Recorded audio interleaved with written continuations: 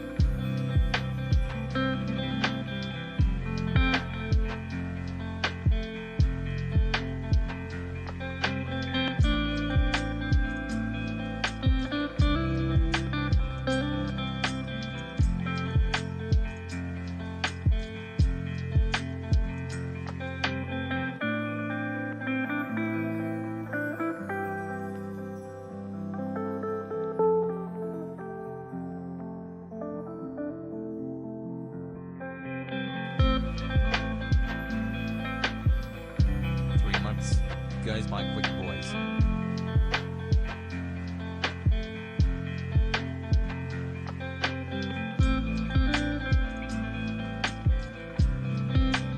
Not late, my good.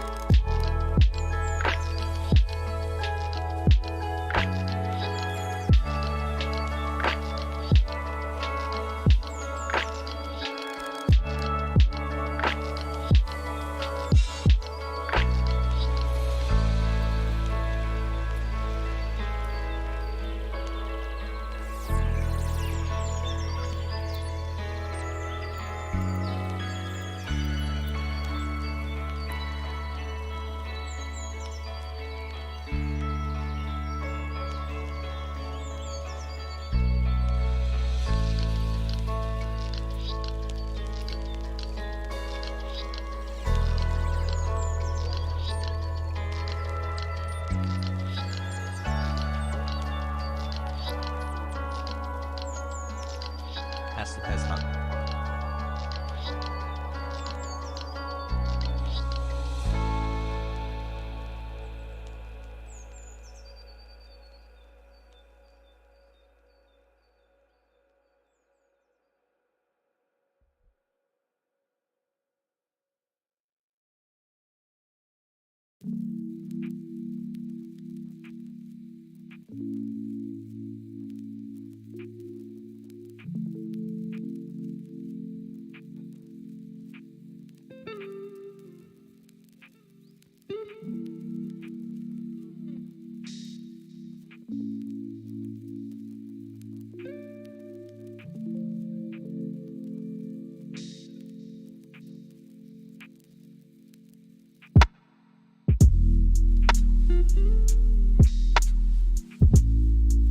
Half a year of Hasan Piggy's hassle. What's going on, everybody? I hope everyone's having a fantastic evening, afternoon, pre-noon, no matter where you are in the world. I'm Hasan Piker, and this is the HasanAbi broadcast coming to you live from sunny California, Los Angeles. We are live, folks. Boys, girls, MBs, we are live and alive on this fantastic day. My name Jeff. My voice modulator was on.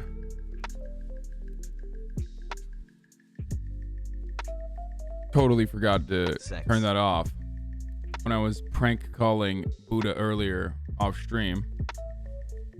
But I hope everyone's having a great day. Hello Himbo King replied to me.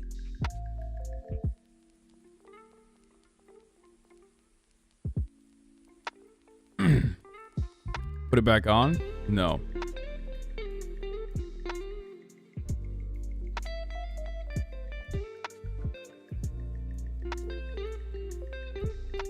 I forgot to say that it's actually not sunny this morning. I have a sunny and cheery disposition, Your voice leaked. but it's not actually a sunny day in Los Angeles. But the sun is coming out right now. It's actually 51 degrees and rainy in California, Los Angeles. But Hassle, hassle, hassle. I feel good, and I'll tell you exactly why. It's Monday, March 15, 2021, 11 a.m., and I'm really early. And the reason why I'm really early is because I've been very excited to stream.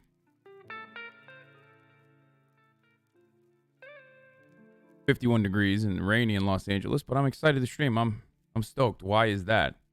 Well, last night, the NoPixel servers were down, which meant that I could not play after 10:30, which meant that I could also not watch other streamers who play on the server after I'm 19 done months with the smallest head on Twitch. I got my in general, COVID-19 shot on Saturday. which meant Have a that great I stream, would tiny head watch XQCL. some Netflix instead of my regular addiction, which meant that I could go to sleep at a reasonable time. I went to sleep, I believe, at I think like 12, 1, around that time.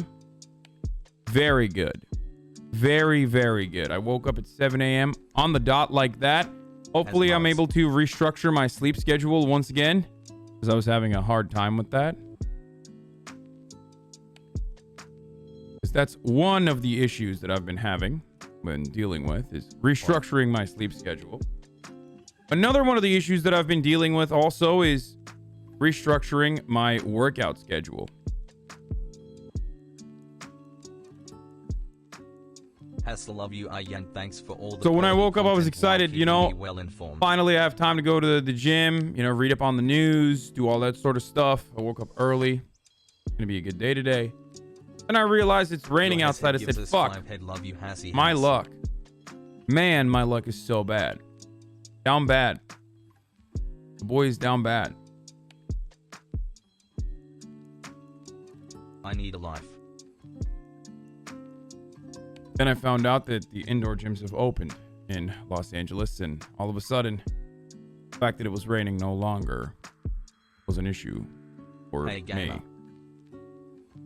I checked the new... Guys know. I checked the new COVID cases in Los Angeles, saw that it was All my Bezos bucks for the best the number pussy of west the new Mississippi. COVID Can I get a yeehaw? cases in the state is relatively low We in hear you. comparison to where we were at. So I bit the bullet and I went and I worked out indoors in the gym with very few other people. Luckily, the gyms are still very, very empty.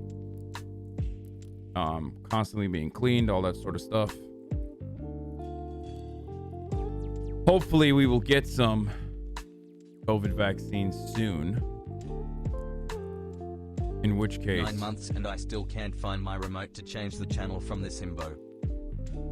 in which case I will be doing some more. Love you, Hassel. Thanks for getting My me through fear, this. much like Anthony Fauci, Your on the long other streaks hand, really help is the that thing nowadays go lifting by. COVID restrictions might lead to a spike as it has in Europe. Europe is like 2 weeks to a month ahead of 10 us months, in these please. sorts of situations.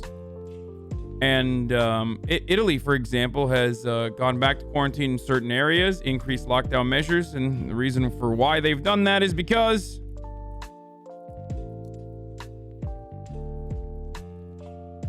COVID has spiked in certain areas of the country. It's like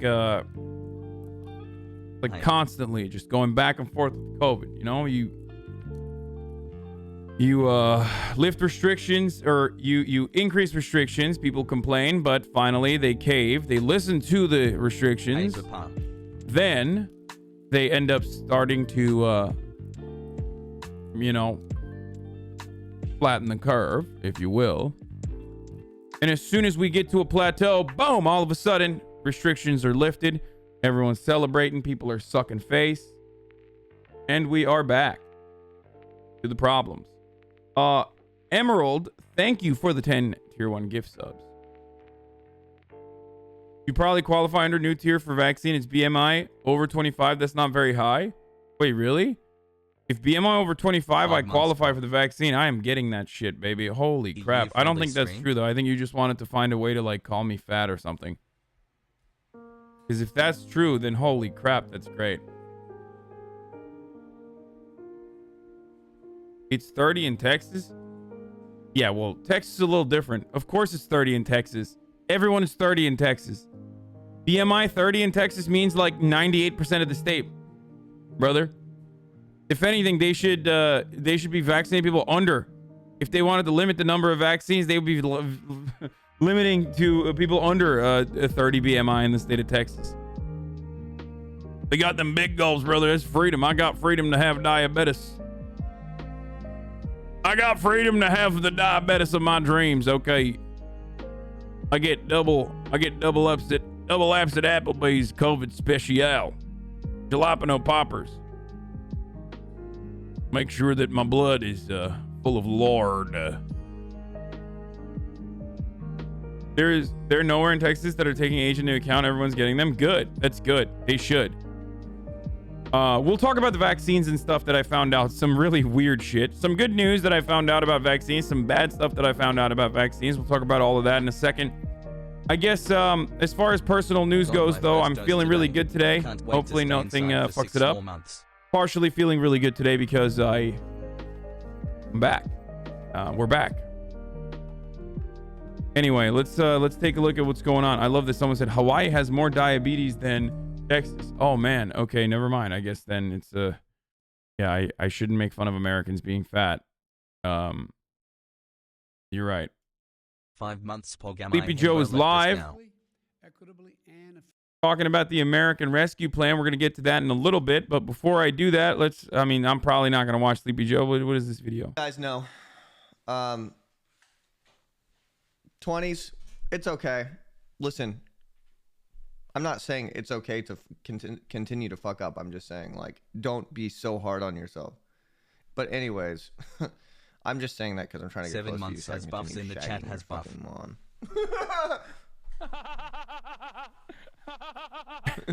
What the fuck? You guys know. This guy. Did you see you were briefly mentioned on the latest Cumtown Premium? No. Well, one, I'm not a Cumtown Premium subscriber.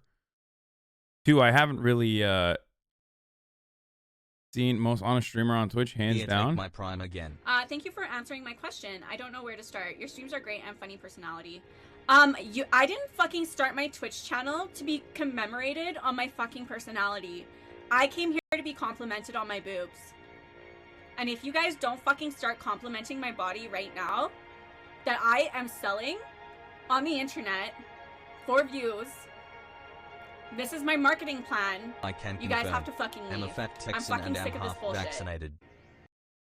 She's gonna get banned for saying that, by the way, probably. I mean, I know that everyone's gonna say based and shit, but like, and I don't think she should. I think if that's genuinely what she's doing, then fuck yeah, who cares? Like, it's honest. I don't have a problem with it. Like, you know what I mean? But Just got my jab this morning. Hope they jab you soon, Hasan.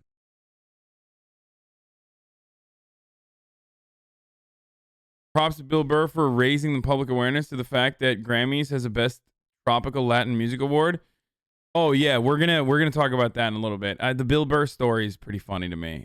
She's being sarcastic though. I don't know what she's doing. Who cares? Anyway, all right, let's fucking do it. Let's blast off, boys. I'm gonna tweet out that I'm live. Okay. I feel like most of the political frogs have died already. They're dead. Like, they're not coming back because they've literally died. They're like, oh, Hasan did 2 full days of playing video games over the weekend, which means it's over. He's no longer a political streamer. Time to go somewhere else. We're dead. So here, daycare is open. Biden is live with Malarkey. Check the box, get your shot. Cuomo is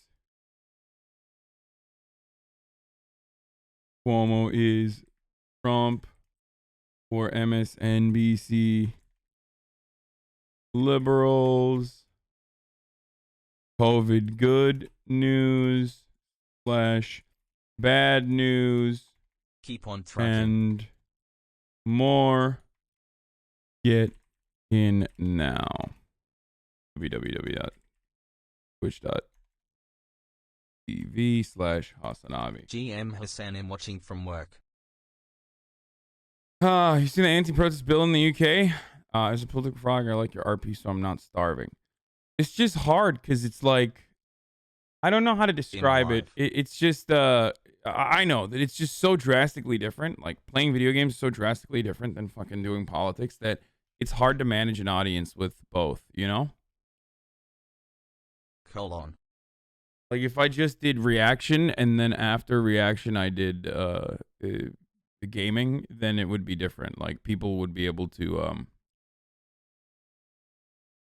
Come back to New Jersey. BMI requirement is also 25 and over. just got out of class and we were talking about it. Curious about your take. What should we do about the filibuster? Yo, I've told you already. Filibustering some bitches, dude. 9-month anniversary, 9-month anniversary, 9-month anniversary, 9-month anniversary, 9-month anniversary. Would you comment on Nick Mullen's claims that you murder boxers and partake in sadistic torture? It's 100% correct. What is the Cumtown bit where they talked about me? Apparently, let's hear it. Oh my God, you're tired? No, I'm not tired. I'm actually very excited. All right, come on. Send me that fucking clip. Someone was sending me a YouTube clip, apparently. BMI rec for California, severe obesity. It's index BMI over 40 kilograms. M2, I don't know what that means. Just give me the fucking number. Can get the vaccine soon. Stay safe. Biden claims there will be 100 million checks in people's arms or people's pockets in the next 100 days. Shots in arms, money in pockets, he says. I don't know why I said arms.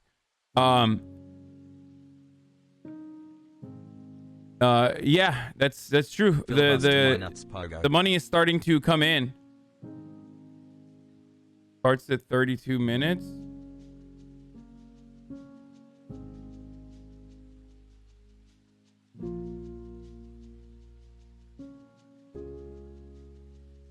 Talk about socialism. He killed a dog on there once. Yeah, he's straight.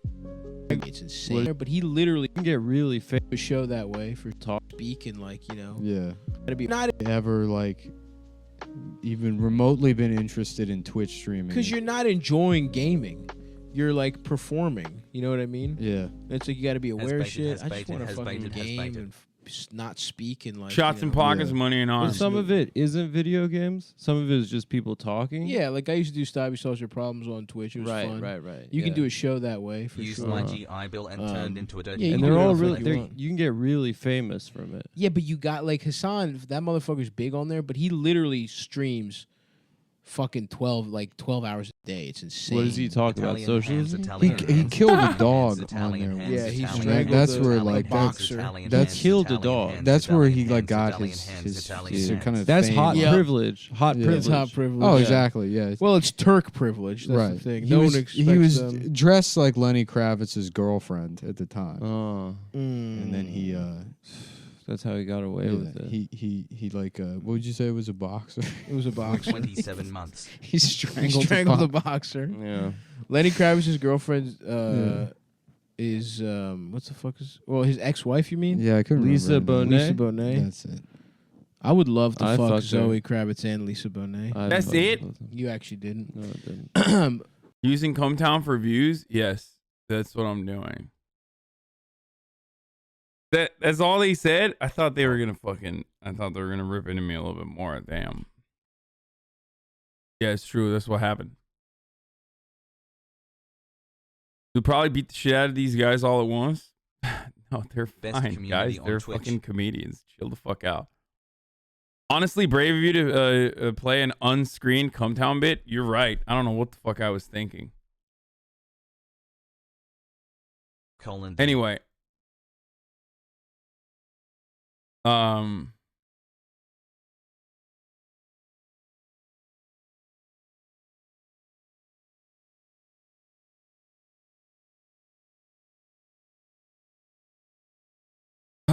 Okay, let's get into it. Fucking President Biden is done already, thank God. This Democratic Marine veteran running for Senate in Missouri puts a script that background might sound like DSCC central casting, but he's running as a progressive populist on an anti-monopoly platform. Good. I mean, we'll see. Ojeda came across a little crazy in West Virginia, but we'll see what happens in Missouri. Like, if he can actually pull a real Josh Hawley, you know what I mean? Like Josh Hawley, but like actually legit with the background and everything. How has it been 22 months? And people in Missouri respond positively to this. This could dramatically change. This could dramatically change things for the Democratic Party. They will do everything What's they up, can guys? to fucking obliterate this this campaign. Don't get me wrong. They will do everything they can. Most likely to shit on this. Guys, I know Tucker Carlson did a video. It's literally on my title. Like, why do people think like, oh, I'm sure you're unaware of this, but you know, there's a video out there of John Oliver that he does every Sunday. There's a show that he does. I don't know if you know that, but like, he's done a Tucker Carlson video. He's done it again. I mean, this John Oliver guy, he's British, but you know, I'll look past that. He's done it again. He's done a video. You should take a look at it. Thank you. Just click it, streamer. Look, I know, guys.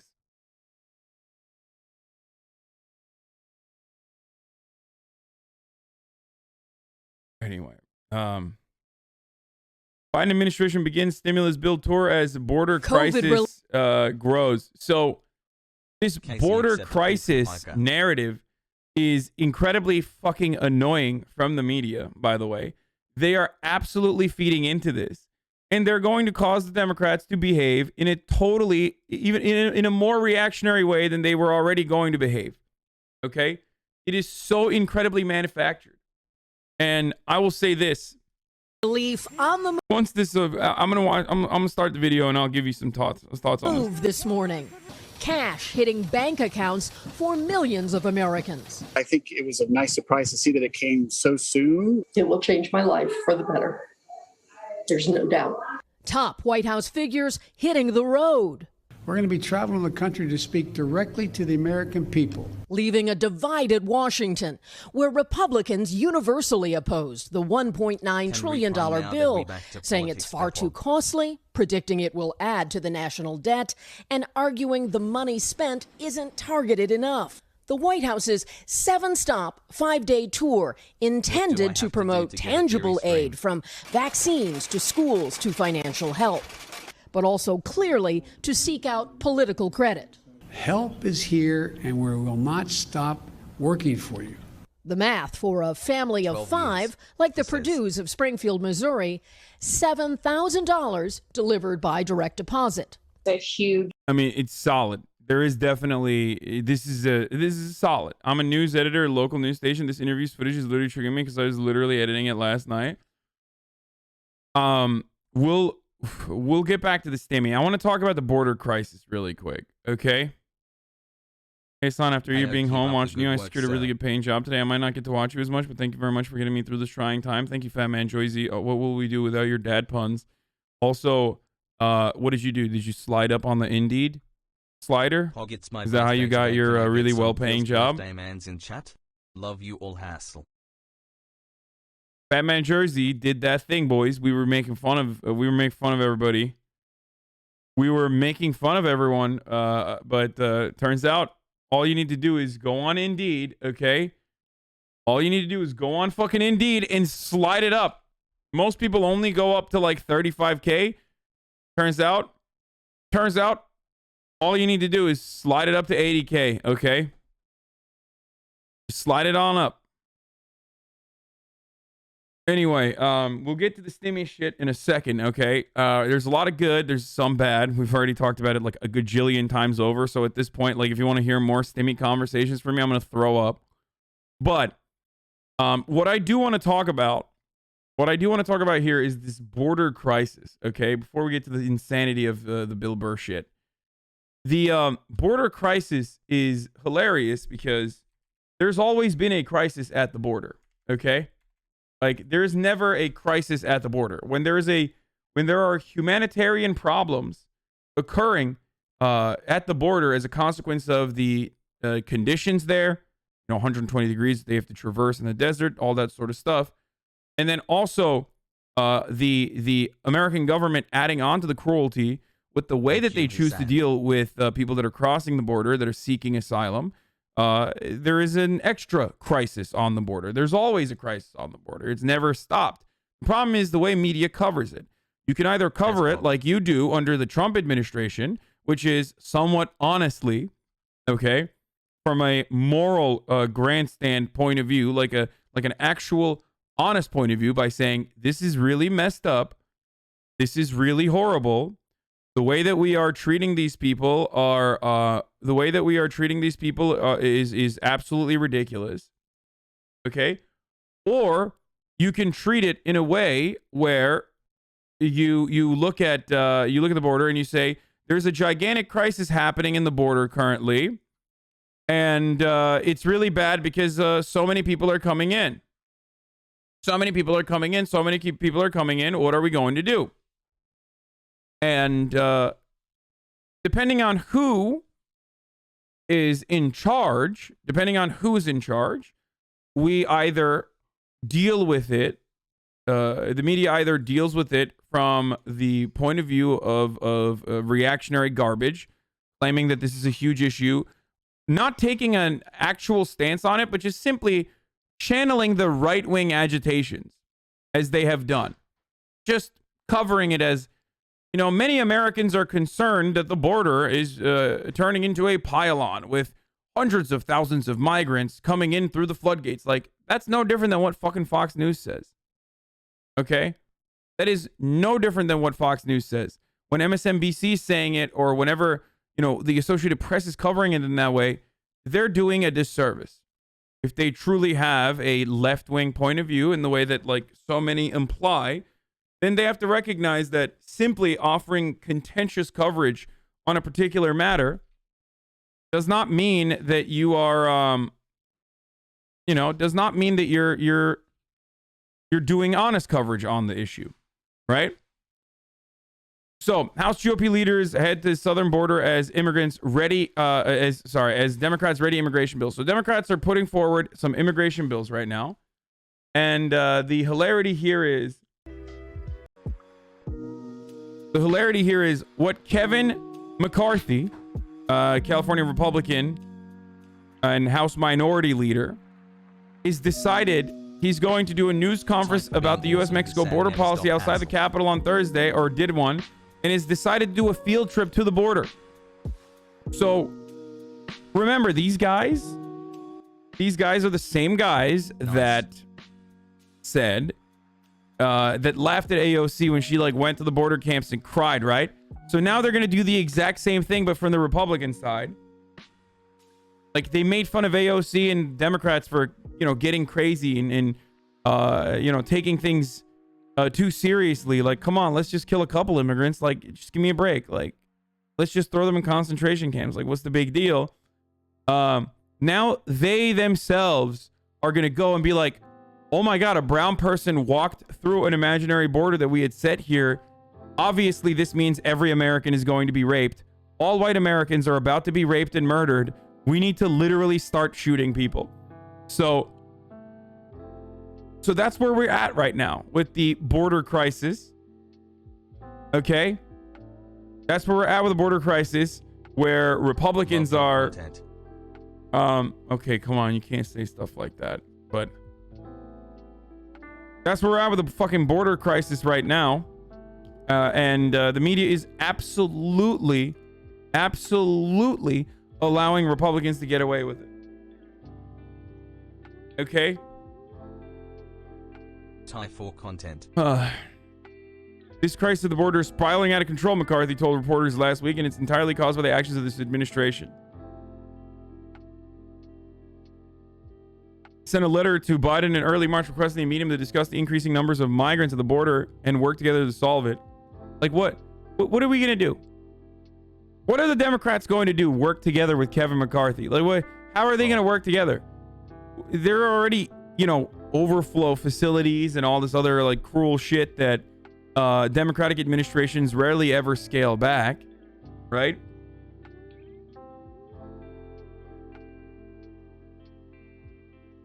Wait, what's going on at the border? Absolutely nothing that is different, okay? That's the whole point that I'm trying to make here. Nothing different is happening at the border that hasn't happened in perpetuity in the United States of America, okay? The only difference is an administration is different now, and they're going to do still the senseless cruelty on the immigrants that are trying to find a better life for themselves.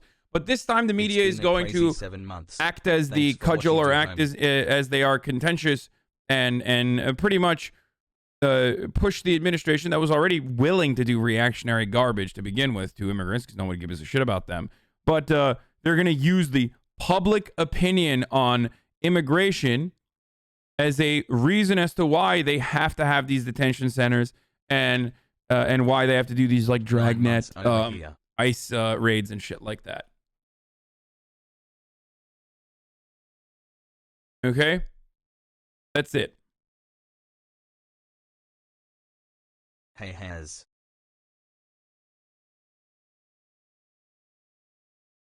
Recently, Vice was on the ground at the border. The reality of reversing the Biden-Trump policy. Okay, well, I'll watch this. It's only 18 minutes. I don't think there's going to be like TOS on Aquí here. tenemos a la compañera Onelia Alonso, la primer persona que fue llamada por la ACNUR para ir para los Estados Unidos de América. A ver, mírame para acá, Onelia. After more than a year of waiting, Onelia just found out she's been chosen to be one of the first migrants from this refugee camp to be legally brought into the United States. She's one of 70,000 asylum seekers who have been forced to wait in Mexico for months or even years under a Trump-era policy called the Migrant Protection Protocols, or MPP.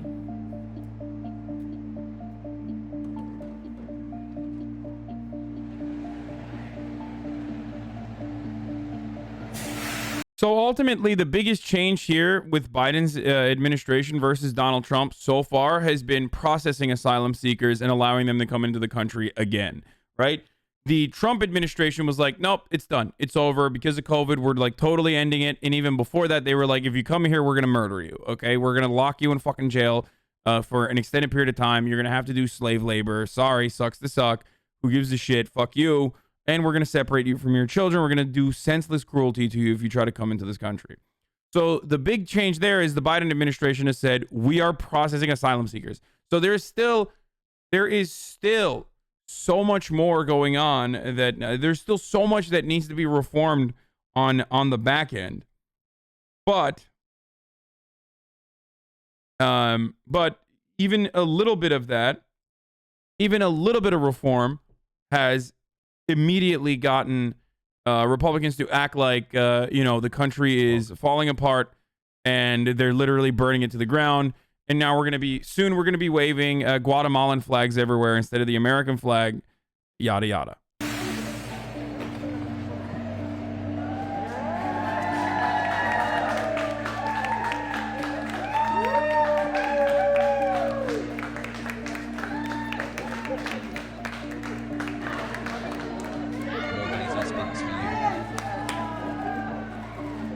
The first group of migrants just arrived here in the Brownsville bus terminal. And it's a very emotional scene. This is a moment that many didn't even think was imaginable 2 years ago in the midst of Remain in Mexico policy. And now suddenly, their whole story is about to change. Muchas gracias a Dios por llegar hasta aquí a tierras de libertad. Gracias, llegué. Llevaba mucho tiempo, bueno, llevo 3 años y 6 meses entre travesía y varada, en campamento, campo refugiado, en la selva del Darién. He pasado mucha angustia y estoy viva gracias a ese Dios. ¿Y ahora qué le toca? Soñar todavía. Mientras estemos vivos, vemos un futuro por delante. But migrants like Onelia, with active... You look at these cartel members. Brother, you don't understand. More substance to say than just that. Cartel members have changed their they've changed the way they look, brother. You think, oh, I'm sorry. You think I'm a sexist? You think I'm a sexist? You're willing to tell me that you don't think that these are girl boss cartel members right here, brother? Yeah, I fucking know. I know that these cartels are woke. They're SJW cartels. That's why they got women. For the game's toe. That's why they got women running them. Yeah, Pablo Escobar. cases under MPP. They're trying to come in here and do queer. They're trying to come in here and do queer Marxism. Everybody knows. They want me to wave the Guatemalan flag. I won't do it. Only represent a small fraction of those seeking asylum in the U.S. Overall, the administration continues to turn the majority of migrants away. We are not saying don't come. We are saying don't come now. But they're still coming. 19 años fue mi primer intento. De ahí hacia acá lo he intentado, ya le digo, 8 veces más. Republicans be like, they got shoes. Why are they coming in? It seems like they're pretty privileged to me. Looking real privileged to me. This one's got an iPhone. Tengo 52. Quiero ser libre. Y es el sueño de toda la persona, ser libre. For almost his entire adult life, Enrique's been trying to flee Cuba's political oppression for the U.S. Levántate que estamos aquí. A la familia aquí. His experience has taught him that there's power in numbers. Look at them. They're wearing masks. They're running on the pro-mask agenda. Next thing you know, these immigrants, they're going to say they want to take vaccines. They want to make sure that they're all microchipped. They got muzzles on, brother. Nombre, apellido, el sexo, el móvil, la edad y la nacionalidad, por favor. He's now organizing to try and get himself and other migrants into the camp Onelia just left, hoping to follow in her footsteps. ¿Cuál es el propósito de hoy? Para organizarnos con el fin de que todas las personas que están dentro del campamento, cuando salgan, nosotros poder integrar al campamento. ¿Qué le están pidiendo al gobierno americano? O sea, al gobierno de México y al gobierno mexicano que no destruyan el campamento para nosotros poder ubicarnos igual que ellos. ¿Por qué ahora? Y con el cambio del presidente Biden, del nuevo programa que tiene, que nos beneficia a todos. Entonces todos queremos solicitar un asilo legalmente. Todos somos emigrantes de diferentes nacionalidades. Speaking of, they want to take our vaccines away. There's a new study conducted on this, and it turns out that 40% of Republicans have not taken the vaccine. They are the highest group identifier that refuse to take the vaccine out of eligible Republicans. 40%. I think it is 2/3 of the country country's 65 plus population has been vaccinated, which is really good. 40% of the people that have had eligibility but have refused to take the vaccine are Republicans. An NPR study found that around 50% of Republican men won't take the vaccine either. Really impacts people around the RGV. Hell yeah, brother, don't do it. Pero todos somos iguales. Y estamos luchando todos por lo mismo. Which, by the way, remember, like, the reason why our vaccination situation is, like, as successful, the reason why our vaccination situation is as successful is partially because we're, like, refusing to give the rest of the world vaccines, right? Like, we are hyper-focusing on vaccinating as many Americans as possible. All of the big pharma IP is literally preventing smaller countries, third world countries, developing nations from... Our vaccination process has been pretty successful so far. For you to throw up a question mark is ridiculous. In comparison to the rest of the world, there are very few countries that have been as successful thus far with vaccinating large swaths of their population. Israel is probably, if you refuse to admit that Palestinians are under Israeli sovereignty and refuse to admit that Palestinians, again, should be factored into the Israeli population in that respect, is probably the number one country in vaccinations. And then I don't know where we're at, but we're in a here in the United States, we're doing pretty fucking well. UK is doing pretty well too. A lot of countries that were doing really poorly with preventions have done a decent job at vaccinating large swaths of the population. And part of that is because, like, they just want to go back. They're like, no, we got to go back to regular order of business, brother, or else we're gonna fucking die.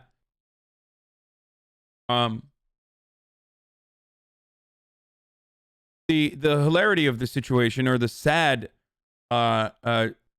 tragic yet hilarious part of this process, of course, is that, and thank you, Dr. Abogan. Dr. Toboggan 69, the 5 the subs. The sad reality of the situation is that, like, if you don't allow other countries to produce generics copies, steal the IP, and immediately start producing vaccines and start vaccinating their population, you are going to you're going to create more strains. You're going to create new strains. Ultimately, the problem is not going to end. This requires endless international collaboration. That is the point of the World Health Organization. That is how you deal with epidemics. Okay? With pandemics, with epidemics, you literally have to collaborate with other countries.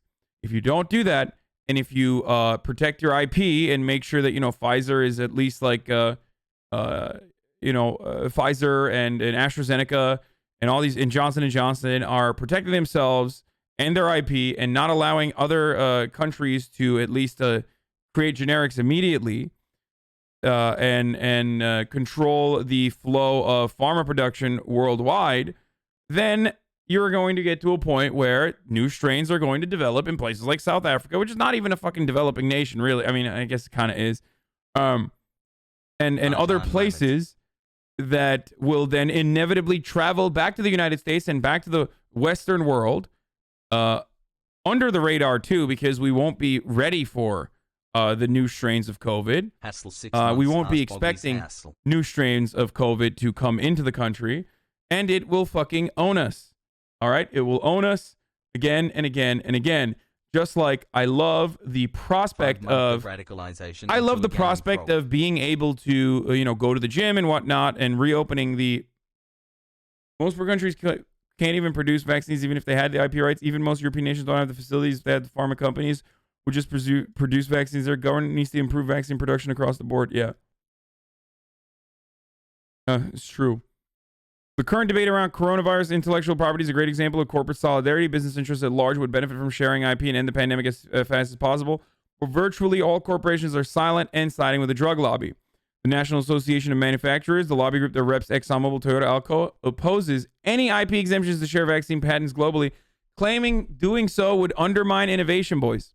The U.S. Chamber of Commerce, the lobby group for hundreds of large corporations, similarly claims the proposal to share vaccine IP to end the pandemic would distort trade and create an uneven playing field for innovative U.S. businesses because they are fearful that if Big Pharma, if there's a government exception carved out for Big Pharma that hurts Big Pharma, then that could seep into other pandemics in the future. Let's say there is a, let's say that because of climate change, which is real, these more extreme natural disasters have the likelihood of reoccurring over and over again with higher frequency. Okay, more natural, more unnatural and extreme weather conditions and natural disasters are occurring around the world. Now, what if they were to intervene in the way that ExxonMobil is extracting oil, for example? That would be devastating. That could never happen. So that's the solidarity amongst the owner class that is rarely ever talked about in front of the camera and in front of our eyes. It's just a nod that there is a common understanding that, it happens to you, it'll happen to us too. So we're just going to, despite the fact that it is in the best interest of everyone on the planet right now for you to be able to make it as easy as possible to distribute this vaccine to as many people as possible so we can return to business, so we can return literally enslaving the planet. They're like, nah, fuck it.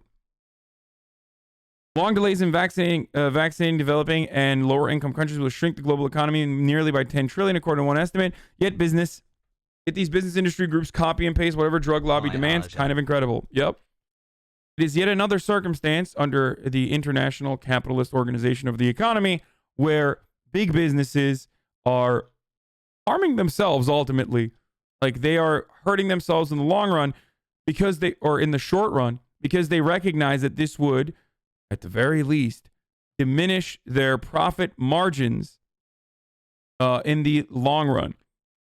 You're opening up an opportunity for government intervention, which is terrifying for them, even if it is an absolute necessity. And that's precisely why they would literally fuck themselves over. The tendency of profit to, profits are always going to fall no matter what. In our sea of endless interest of consistently increasing your profit margins, you are going to create a consumer pool that is unable, a larger and larger percentage of the consumer pool that is straight up unable to purchase the products that you are creating. Not to get too much into Marxist theory, but this is kind of at the heart of what Karl Marx predicted would happen. Also, we are shouts out to the Majority Report for the raid. Thank you. I hope you had a good stream. That was pretty poggers of the Majority Report to throw a raid my way. Okay, let's go back to the migrant remain in Mexico policy being reversed by Joe Biden. Todos los días nos estamos presentando acá para que el gobierno, incluso del campamento, sepan que nosotros existimos. Que no estamos en el programa de MPP, pero estamos pidiendo asilo. Un lugar donde podamos estar tranquilos, un lugar donde estemos cerrados, tranquilos. Will you take the vaccine if it's proven to be safe? What the fuck do you mean? What is the implication that there's no proof that it's safe right now? Because at the moment I am allowed to take this vaccine, I will take it. If you have a Republican relative that's eligible to take it and they don't want to take it, they should just steal it and give it to me, okay? I'll fucking take it right now. Nothing is ever 100% safe, but it's safe enough, and I will fucking take it.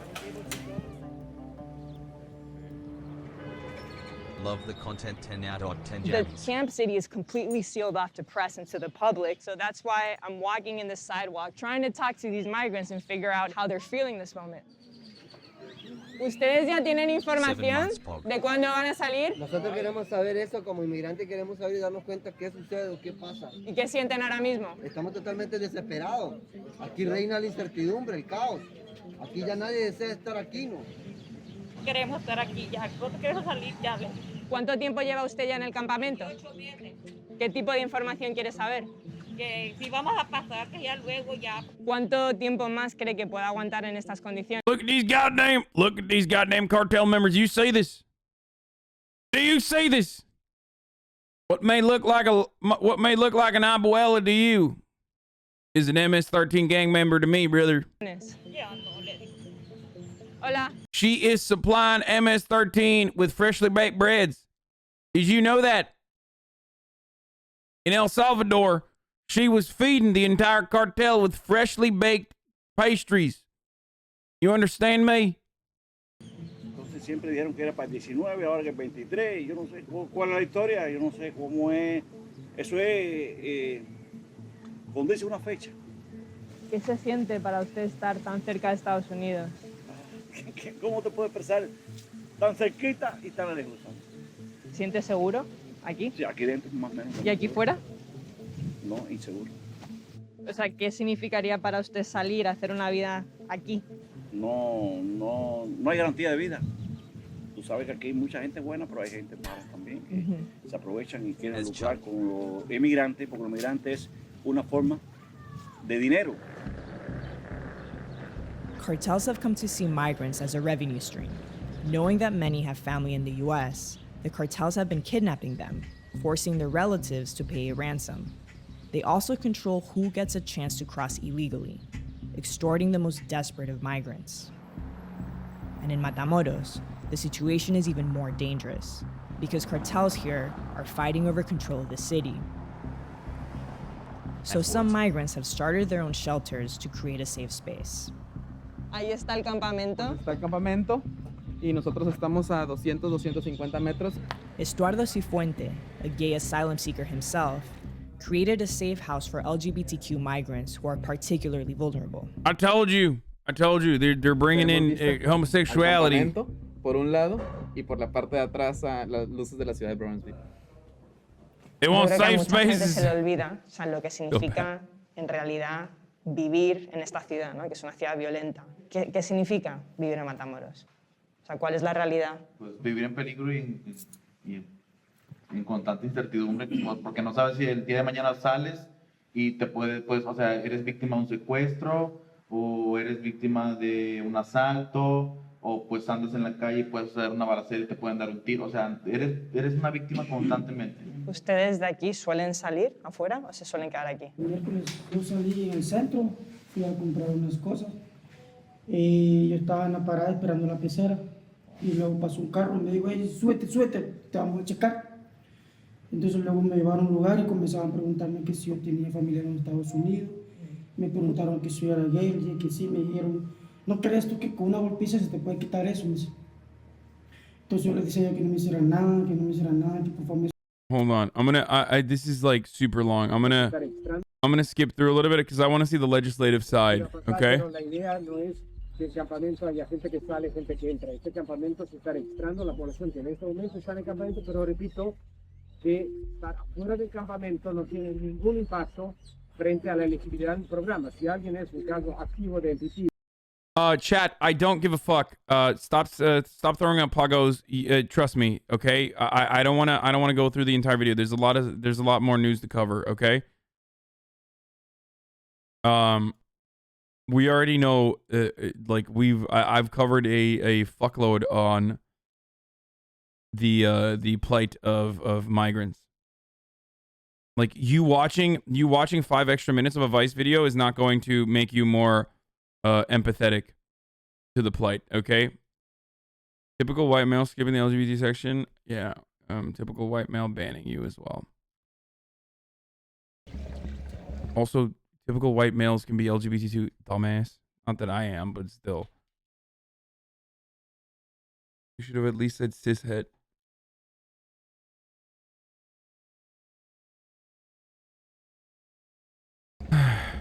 Dude, this video covers very little on beyond what's going on with what people are doing. Okay. Okay, Hasan, I see you raise all these reasonable arguments, but I watched Lauren's Southern video that confirmed my belief 5 years ago, so frick you. No, he should have said cishet, like cisgender heterosexual guy, skipping over LGBT issues, but he didn't say that. Okay. Anyway, we got way too deep into this. Okay, we got way too deep into. What the fuck is this? Hasan Piker, a charisma god? What the fuck is this, dude? Love the broadcast hassle. Political commentator. He's also extremely charismatic in this. Become the personality he is. What the fuck? Okay. Self-help YouTube found you. Fuck yeah, dude. I mean, I'll take it. Thank you for telling me I'm a charisma god. All right. We'll watch that maybe in a little bit. That could be pretty funny. I'm gonna throw this goddamn Logitech fucking G Hub out the fucking window, dude. I've been trying to. I have been trying to fucking. God, I'm so mad. I've been trying to fucking charge this all night. I charged it all night and it did not charge. Like, it just did not fucking charge. Like, I don't know what to do. Yeah, it is the Shroud mouse. I'm so mad. I am angry at Shroud right now. Thanks, man. I was really close to falling of the right side. Thanks a ton. What a Weasley little fucking liar mouse, dude. I literally... No, I didn't plug it in. It's a wireless mouse with a fucking with a pad that, like, literally is supposed to charge it as soon as you place it on top of it.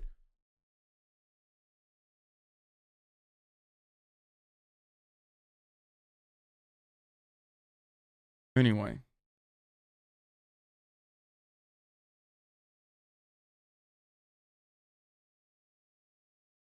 Okay. Let's get back to keep it up. Let's get back to the fucking situation. Matt is always plugged in. Shut up. So Kevin McCarthy, minority leader in the House, is literally doing what AOC did, but on the other side, creating a situation that is like trying to increase the panic around migrants.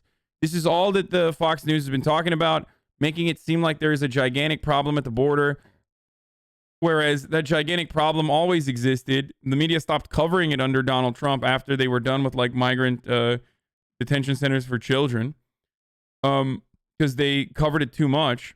So now they're like, or they think they covered it too much. They covered it into the ground. You know what I mean? It's kind of like the Iraq-Afghanistan wars where they just stopped. They didn't want to show veterans in coffins. So they didn't want to show like the actual bloodbath that was going on. So they stopped covering it. You know, after a while, they were like, this is just the reality now. It's going to happen. This cruelty is going to happen. We're just not going to talk about it. Puerto Rico is another example. Oftentimes, it's just when brown people are victims, the media just moves away. They talk about it. They talk about it for a little bit. They, make it seem like it's the worst thing that's ever happened, and usually it is. And then they move away from it. So, Pog Daddy HasanAbi. This week, the House will begin consideration of 2 bills aimed at amending the immigration system. The first is the American Dream and Promise Act that would establish a pathway to citizenship for undocumented immigrants brought to the country as children, otherwise known as Dreamers. It would also include a pathway to citizenship for people granted temporary protected status, along with those who were recipients of the deferred enforcement departure as of January 20th, 2021. There is also a Farm Workforce Modernization Act, which would create a system in which a worker in the agricultural industry could earn temporary status and eventual option to become a permanent resident. Neither of these bills are going to pass. I'm telling you right now, they're deeply popular bills. They want Americans want this. There is like, depending on what part of the bill we're talking about, there is either 75 on the minimum to 90% support for this, 90% being for the DACA immigrants and the pathway to citizenship for DACA immigrants, 75% for amnesty overall, or conditional amnesty overall for Americans. But it's also the bread and butter of the Republicans. And also, they believe that this is a way to create more Democratic voters, so they're going to oppose this as best as they can. And also, it goes along with their, white nativist, white supremacist policy positions. So, 0% shot that this gets pushed through the Senate. It's just not going to happen. Both bills have strong support from Democrats and passed the lower chamber in 2019. It's unclear how they would fare in the Senate because they would need Republican support. The bills represent a more targeted approach at passing immigration legislation than Biden's comprehensive immigration proposal, the U.S. Citizenship Act of 2021, which would face significant opposition by Republicans in the Senate. If you ask me, what they should do, what Democrats should do, is precisely what they have done, or precisely what Republicans do, which is go out balls to the wall with an aggressive policy agenda. Say we're going to do full unconditional amnesty and then work your way down, but they're not going to do that. And they're going to cuck themselves already. Well, we'll see. We'll see what happens. I am legitimately fearful that the Democrats are going to completely give up on. I'm legitimately fearful that Democrats are going to completely give up on covering immigrants. We'll see. Anyway, here's the STEMI conversation. Back to the STEMI conversation because the Biden administration is doing their STEMI bill tour. Math for a family of 5, like the Purdue's of Springfield, Missouri, $7,000 delivered by direct deposit. A huge relief for us, and it definitely helps financially. The Biden administration now facing criticism over a very different emergency, with help deployed along the southern border. FEMA sent to organize suitable shelter after a surge of migrants at the border. 3,200 children crossing alone last week. Republicans charge this is a crisis brought on by a more migrant-friendly immigration policy under President Biden. People think they can get in. They begin sending their unaccompanied child on a train ride across Mexico. This policy is leading to this surge. That is unmistakable. The White House acknowledged. First of all, completely incorrect. Secondly, it doesn't even fucking matter. Let's say if it is correct. Let's say that people are so goddamn scared. It's a backlog. That's the reason why it seems like a surge is occurring, because no migrants were being allowed into the country, right? But let's say that they are literally sending their children here. Okay, what's the alternative? Killing them? Like, what are you, fucking crazy? Take care of the goddamn kids, you dumbass. What the fuck is your problem? Like, we're the wealthiest nation on earth. Like, this is something that I will never understand. It's something that it just does not fit my brain, okay? It does not fit inside of my fucking brain. This notion that, like, oh, well, people are literally sending their children here because it's a better future for them here, despite the kind of senseless cruelty that we subject them to in a way to deter others from coming into the country. Despite all that, they still believe that there's a better shot for them here. Okay? But we just got to deal with it. We got to fucking lock them up and, like, you know, harm them and shit.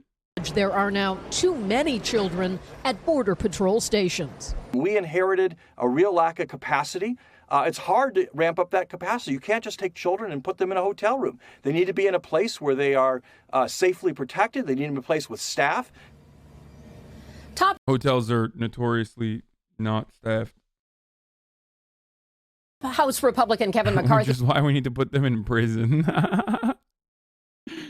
We literally have to put these kids in prison because we can't put them in a hotel. Because, you know, think about it. They're going to see stuff on the television. They're going to order too much room service. I mean, there's a lot of stuff that kids could do.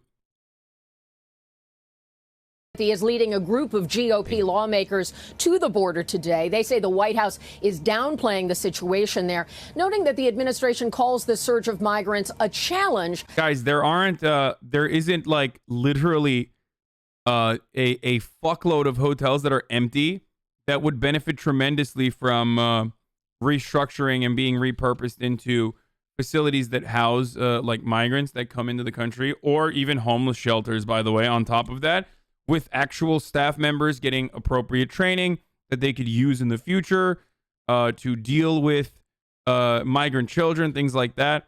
That would all be genuinely terrible. Like, that would be the worst thing you could do.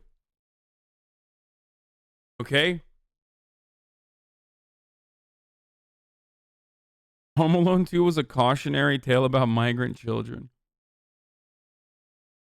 But stop short. Yeah, they're gonna see titties on HBO. First of all, yeah, what if the kids purchase HBO packages? Okay, and what if the HBO package also shows booba? In which case, the child is over. I mean, he's traumatized. They saw booba, and it's done, right? So we can't do that. Of describing it as a crisis.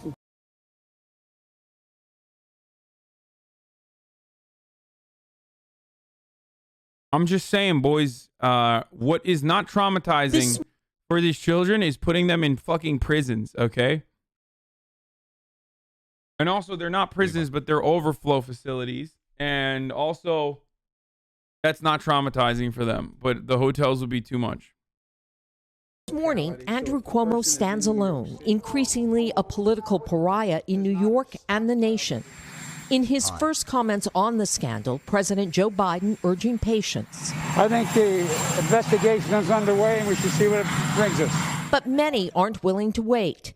This morning, almost all of the state's Democratic Congress. Yeah, this dude is done, okay? Cuomo is super done. I don't think he'll leave. The coverage on this has been really funny overall. I saw someone talk about Andrew Cuomo as like a 63-year-old man who doesn't even have a home outside of the governor's mansion. Like, as though firing Cuomo or forcing him to resign is going to leave a 63-year-old man homeless and jobless in the middle of a pandemic. Like, it's insanely delusional. Do you understand? Like, it is just straight up delusional. Which is why I have said that Andrew Cuomo is the Donald Trump of MSNBC liberals. My dad's death with my therapist. Thank you for making me laugh again. Booba. He is literally the Donald Trump of your boomer parents that watch MSNBC. Now, of course, that is the lucky ones. Some of you are lucky enough to have MSNBC watchers for parents. Some of you are not so lucky and have psychotic, reactionary QAnon parents, and I feel bad for you. But you know, what I got to say to Andrew Cuomo is, listen, if you lose your job and therefore the governor's mansion, just get an essential working job. That was Andrew Cuomo's personal reaction to a lot of people. So that's what I have to say to him. I hope he loses his job. I hope he loses his home, and then he can just get a fucking essential worker job. You know, he's not going to do that, of course, and he also has a fuckload of money, so he's not going to actually have any issues there. And I don't even think he's going to resign. Congress people are calling on Cuomo to go, along with its 2 U.S. senators, Majority Leader Chuck Schumer and Kirsten Gillibrand. Governor Cuomo has lost the confidence of his governing partners, as well as the people of New York. But Cuomo says he's not going anywhere. People know the difference between playing politics, bowing to cancel culture, and the truth. Let the review proceed. I'm not going to resign. Ratcheting up the pressure on the 63-year-old governor. Trump. 2 more younger That's literally Trump. Bro, XQC understands the difference between cancel culture and like sexual misconduct in the workplace, especially. Like XQC, a Twitch streamer and a juicer, understands the difference between, like, understands the misappropriation of fucking cancel culture in matters that are otherwise legal. You think 63-year-old Andrew Cuomo doesn't understand it? Of course he does. He's doing the Trump defense. He's doing the reactionary conservative defense, which is, this is cancel culture. Incredible stuff. Women who last week said he had been inappropriate with them, bringing the total to 7. It's very simple. I never harassed anyone. I never abused anyone. I never assaulted anyone. The governorship is everything that Andrew Cuomo, according to the New York Times National Political Reporter. The 63-year-old lives at the executive mansion. He owns no other property, has no other apartment anyone's aware of. Important context is he refuses to resign or give up the 4th-term dream. Have some fucking mercy on the old man. He will be houseless, homeless. Anyway, before we get back to the Cuomo thing, it is top of the hour every hour. And if you haven't already used your primes or your subscriptions for the month on Ludwig's sleeping stream, like a motherfucking amaranth, you can use them here in order to have a ad-free broadcasting experience. You can do it for $5 or for free with a Twitch Prime because it's ad time, boys. Top of the hour every hour, 6-second ad break. If you no longer want to see the ads, all you need to do is subscribe. By connecting your Amazon Prime account to your Twitch account, you can subscribe for free Use it here. Thank you, the great Pudini, for the 5 tier 1 gift subs. Raging Jetman for the primes. Thank you. Here's the ad. The seventh accuser, journalist Jessica Bakeman. In a new first-person account in New York Magazine, Bakeman describes how the governor physically touched her while she covered him in 2014. Writing, he uses touching and sexual innuendo to stoke fear in us. That is the textbook definition of sexual harassment. Yes, many people don't know this, but Cuomo used to live literally inside of a dumpster before he moved into the governor's mansion. So you joke, but he will have to go back to living inside of a dumpster now that the governor mansion might get taken from him. Asked about Bakeman's allegations, the governor's office referred us to his earlier denials. Okay, I'm lying. He doesn't live in a dumpster. He lives inside of a pipe, okay? Yes, it's the truth. He lives inside of a pipe, and he jumps on top of mushrooms, and that's the only thing he can eat. And you guys are literally taking away his castle, the only way that he could survive. Yeah.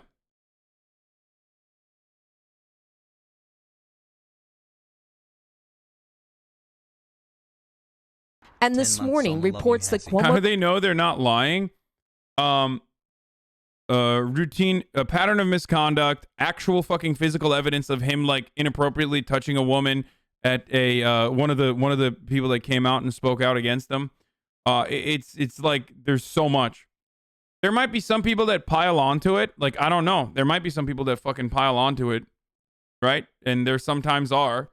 But ultimately, the pattern of misconduct is pretty fucking clear.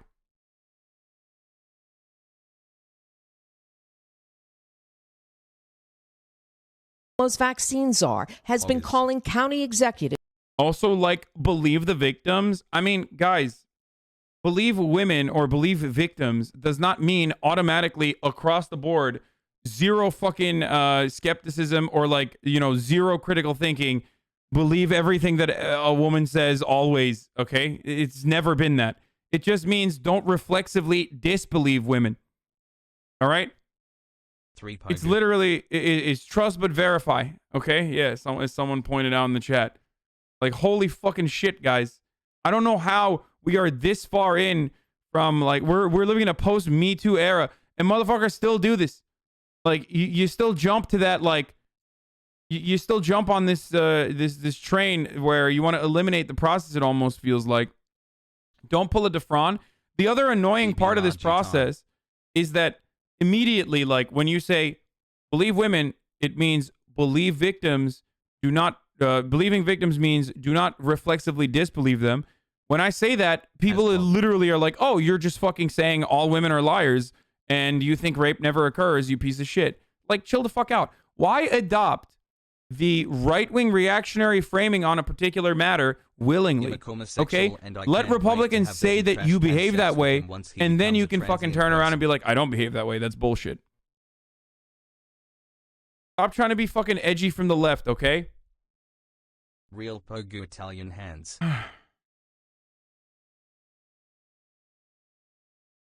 Believe women is meant to push back on the fact that it's so hard for women to believe after 6, 7. Come forward. Dudes are still going. Are they lying, though? Exactly. Exactly. Which is why I said I believe them. Which is why I said there's a pattern of misconduct here. Joe.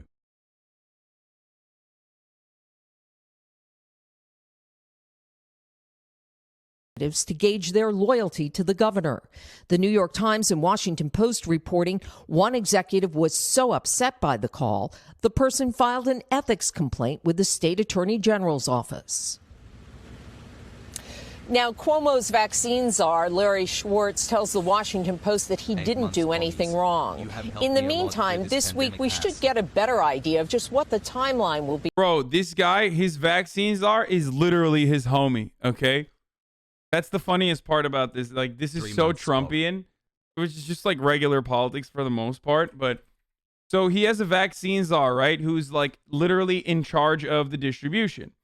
His vaccine czar, according to the Washington Post, called county officials to gauge their loyalty to Cuomo amid the sexual harassment investigation. So Cuomo's already being investigated. right? Because of misconduct, potential misconduct, where he knew and wanted to shield the public from finding out about the true cost, like the true casualties under COVID, like underreporting nursing home deaths and things like that, knowing full well that he was underreporting it. So there's already an ongoing investigation. Then the sexual harassment, sexual misconduct, which is a range of inappropriate behavior from like literally sexual harassment, like regular sexual harassment, borderline sexual harassment, all the way to assault. And and his fucking homie, Larry Schwartz, turns around and starts calling up different counties, and he's like, Can we, you know, you don't want to talk against the Don, right? Hey, you know, I'm gonna call in a favor at some point, all right? How you doing? Fuck you.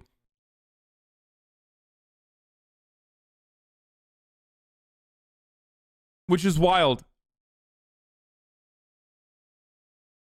One Democratic county executive was so unsettled that the executive on Friday filed a notice of an impending ethics complaint with the public integrity unit of the state attorney general's office. Fauci is canceled. The executive feared the county's vaccine supply could suffer if Schwartz was not pleased with the executive's response to his questions about support for the governor.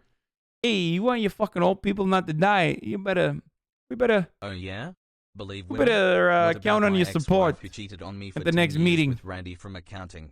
Should I believe her too, Arjan Pecker? Damn it, I'm so lonely, brother. Sad chud. Okay. Yo, dude. Also, Cuomo's anti-Semitism blaming the rise of COVID on Orthodox and Hasidic communities. Okay, first of all, like, Cuomo is a lot of shit, okay? But blaming the Orthodox or Hasidic communities for actual fucking clusters of COVID is literally not anti-Semitic. Are you kidding me? They're all fucking reactionary Trump supporters for the most part who were very avid anti-maskers.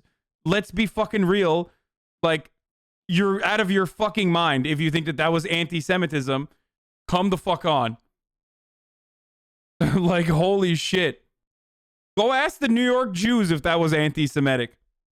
That aren't, like, reactionary conservatives.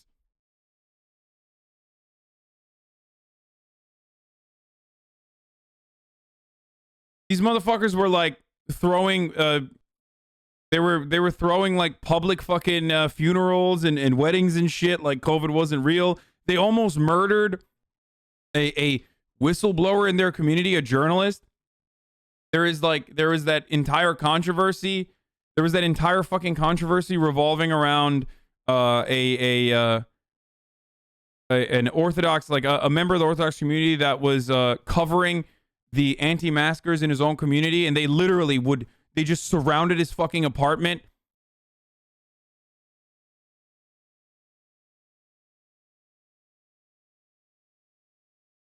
And we're like trying to bait him out. Like, come on, bro. Come on. It seems like a hit job on Cuomo. Why did these ladies come out now? In today's world, this is easily accepted and encouraged, but these ladies come out one after another in organized fashion. People who call for Cuomo to leave the office are convicting before the process plays out. What? It's not a hit job, okay? The way it happens is people fucking hold on to this for a very long time, okay? People hold on to this for a very long time. And when they see a situation where, like, where Cuomo is under attack for a different reason, finally, there's a chip in the armor, then people decide, like, this is a good fucking time to also press on this matter. I am going to have courage now that I know Andrew Cuomo does not have so much fucking power, to come out and say my fucking piece. Other people coming out afterwards isn't a lie, even though there might be some people who are like, oh yeah, well, he did look at me weirdly and whatever, but in most circumstances, people don't do that. Okay. But other women come out because they have a similar experience and they want to demonstrate solidarity with others who have also been victim to these antics. Okay. The reality is, statistically, it is less likely that the women coming out are fucking liars than they are, okay? It's just less likely that they are liars than not. There are significantly more people who never come out than people who come out and are lying. So to assume that people that are coming out about this, that less likely that women lie, no, it's not less likely that women lie. Why the fuck would I say that? That's such an idiotic take that your dumb fucking brain couldn't comprehend, and you literally turned around and you were like, less likely that women lie? No, I never fucking said that, idiot. I said women are less likely to come forward about sexual assault, like significantly less likely to come forward about sexual assault than come forward about sexual assault in a capacity that's a lie, just lying about sexual assault.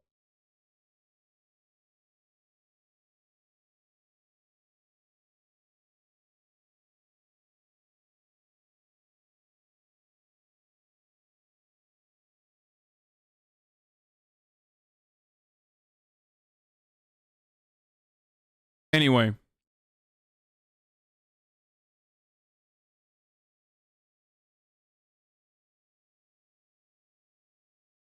Okay. I think your defense is a red herring. Most Cuomo sympathizers say that the accusations themselves don't even matter. Why would my defense be a red herring? What am I defending? I think you're a little confused.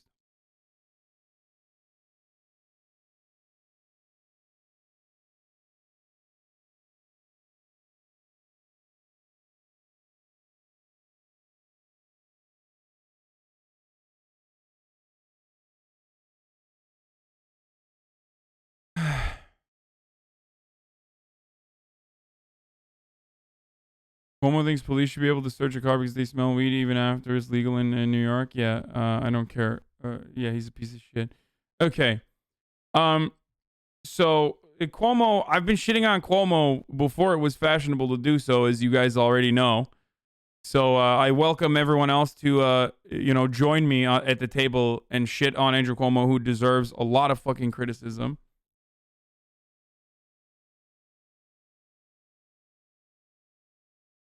He's always been a piece of shit for a very long time and always been super reactionary. So, okay. The government of Italy, let's see what Dr. Fauci has to say about COVID. Lockdown tomorrow as new variants cause cases to surge there.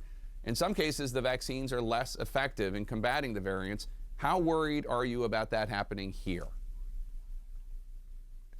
Well, it definitely is of concern, Jake, which is the reason why I and like the media, I can't get over the Cuomo shit. The media gave this motherfucker an Emmy, right? Like they were celebrating him. Didn't you change your position on Cuomo? No. I have a meme hat that says Cuomo Fauci. Is that why you think that like I've ever been a fan of Andrew Cuomo?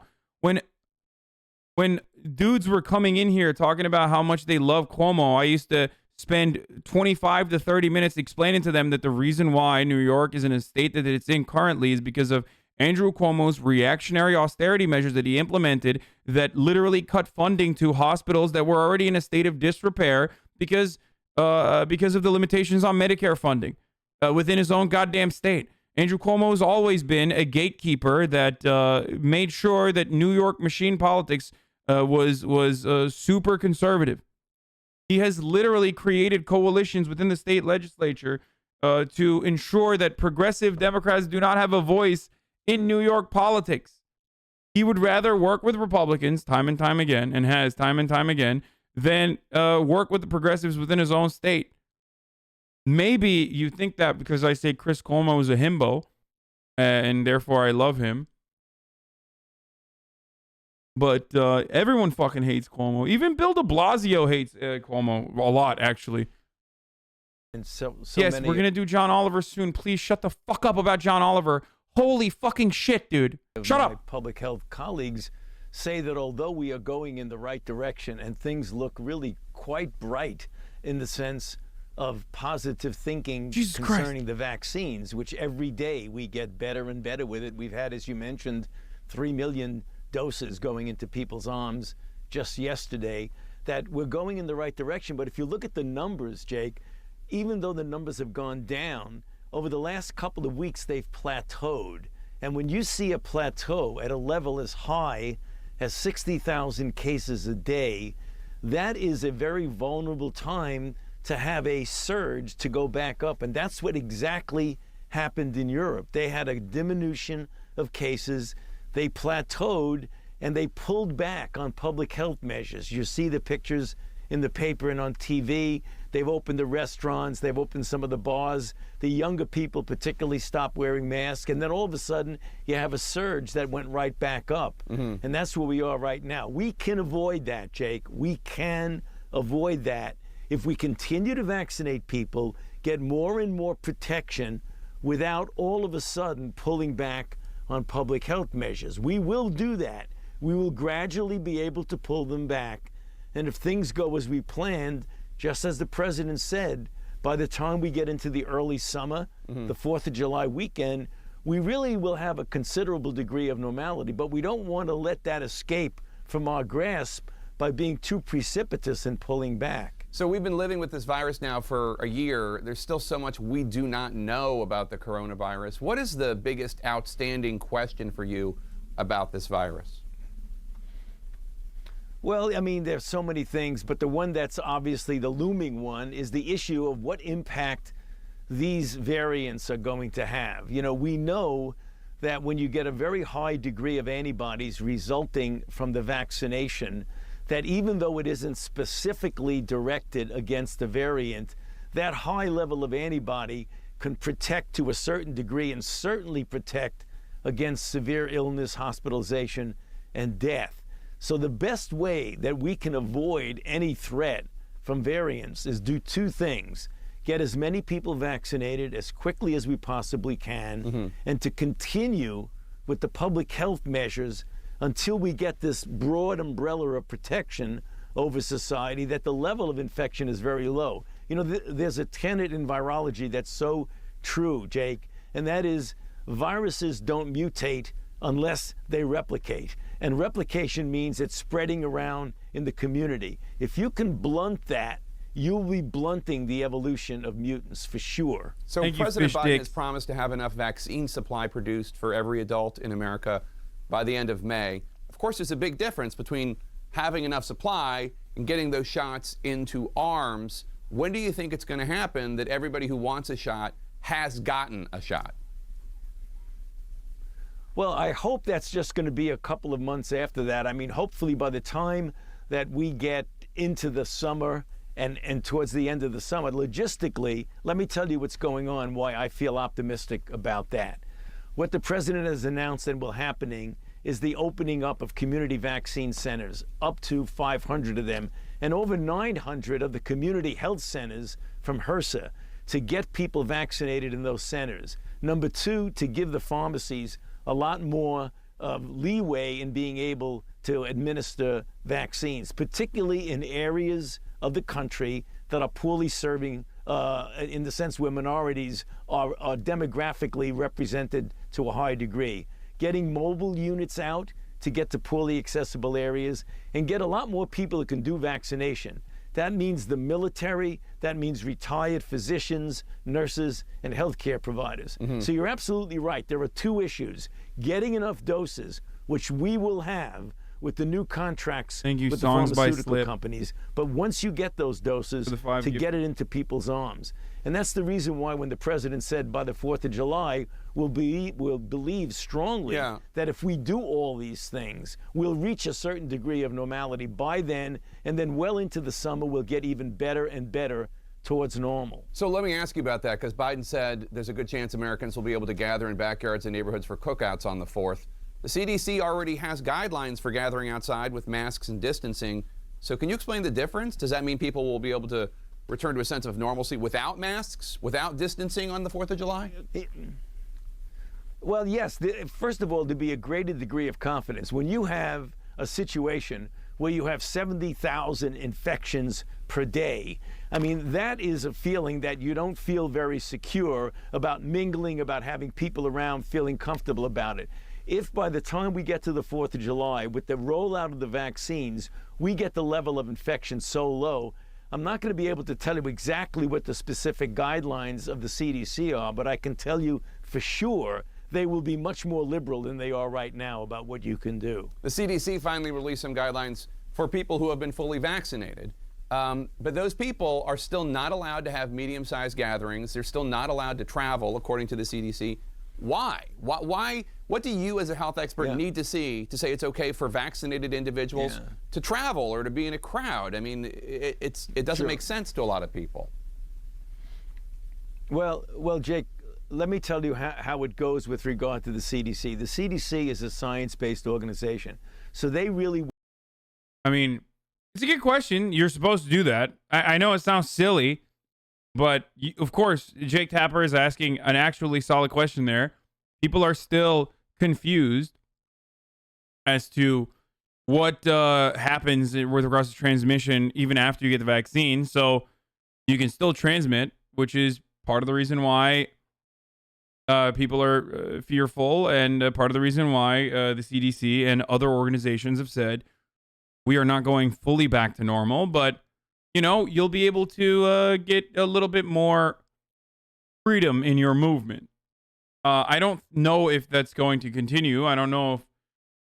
I mean, we'll see what happens. We're just going to have to sit and wait. Vaccinate as many people as possible, and fucking sit and wait. See if new strains come in and eviscerate. You're not supposed to be able to transmit after you're immune? No, dude. No, you're wrong. You can literally get it again. There are different strains of the virus. You can still transmit it even if you don't actually get it. Like, there's so many questions here that have not been answered yet because this process was super fast and really good for the most part because it was a necessity. But like the issue is we don't know. There is not a 100% certainty that you won't get it and then spread it. There isn't even a certainty that you won't get it. What there is a certainty, as far as we know, with vaccines is literally just the fact that it kills off a lot of the more devastating problems, the devastating complications if you do end up getting it. Okay? That's what it is. We know that. And even that is like not going to be 100% certain, obviously. Their science is never 100% certain, especially pharmaceutical science like this. But when the impact is lessened as a consequence of the vaccine, that might also decrease, or the speculation is that it decreases the chances of transmission too. Okay? Would like to get the data that would allow them to go to the next step. If they don't have the data, they'll do modeling. If they don't have the modeling, they will use, as you say, common sense expert opinion. So what we've seen was the first installment of what you can do if you're vaccinated. My dad is an immunologist, and you're not 100% accurate, my man. Why? Because I said that nothing is 100% accurate when it comes to vaccines. Is that why? So you're telling me your immunologist dad is going to turn around and tell me that I'm actually wrong for saying there is no 100% certainty in this regard, even when it comes to like eliminating some of the worse off symptoms of COVID with the vaccine? Really? Really interesting. My dad works at Nintendo, actually. My dad is literally COVID. I don't know if you knew this or not, but yeah, my dad is Mr. COVID, so you're wrong. What you can do in the home setting. I own your fucking bitch-ass immunologist dad. Or vaccinated people with an unvaccinated person. You're going to see very soon similar types of guidelines. He's for the Mr. American John public COVID. With regard to travel, the workplace, all kinds of different things that you're asking right now.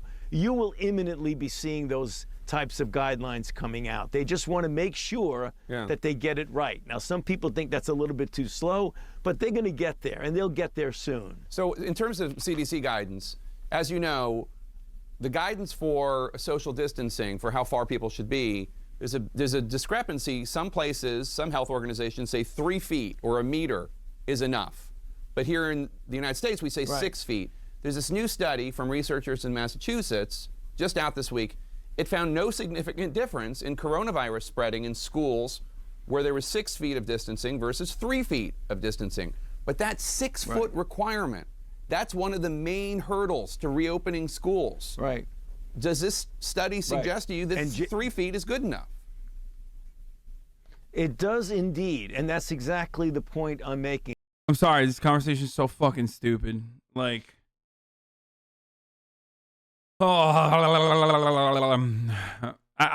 don't know. I find this to be like really stupid. But I guess it's a big deal for schools because our schools do not have 6 feet distance, and while this is seemingly a dumb conversation, it's a significant one because that's what the unions work off of. And if the unions are operating off of like 6 feet distance, unless or else we fucking don't go back to school, or we don't send teachers back to school, then that's going to be a big hurdle. And that's precisely why they're saying like, well, what about 3 feet distance? Maybe they can make 3 feet distance work in certain areas where teachers unions have appropriate measures. That's the real reason why they're talking about the 6 feet versus 3 feet distance. Chuck, what the CDC wants to do is they want to accumulate data, and when the data shows that there is an ability to be 3 feet, they will act accordingly. They have clearly noted those data. They are, in fact, doing studies themselves. And when the data are just analyzed, and it's going to be soon. I mean, Jake, you're asking the right questions. And the CDC is very well aware that data are accumulating, making it look more like 3 feet are okay under certain circumstances. They're analyzing that, and I can assure you within a reasonable period of time, quite reasonable, they will be giving guidelines according to the data that they have. So any mayors, it won't be very long, I promise you. Any mayors or governors or school district heads listening right now, if they hear you right now and they say, well, it sounds like Dr. Fauci thinks 3 feet is good enough, that will enable us to open our school. That's right? Well, Jake, I don't want to get ahead of official guidelines. I can tell you and promise you, I talk to the CDC, to Dr. Walensky every single day. She is acutely aware of the accumulation of data and the fact that her team will be acting on the data the way they always do. Just stay tuned. It's going to come, and it's going to come soon. Well, we are staying tuned for a lot of us who want schools to open safely, of course. Right. Dr. Studies show that wealthier parents on average are more adamant about getting schools to reopen than poorer ones, by the way, in poorer districts. So if people are trying to make this out to be like a working class problem, there is a working class component to it, certainly. But the real people the real people that are fucking upset about schools not being open are wealthier people on average. Wait, schools aren't open in America right now? No, schools are open. They're just doing, depends on where in America we're talking about. But they have distance learning, or they're learning at home still in a lot of places.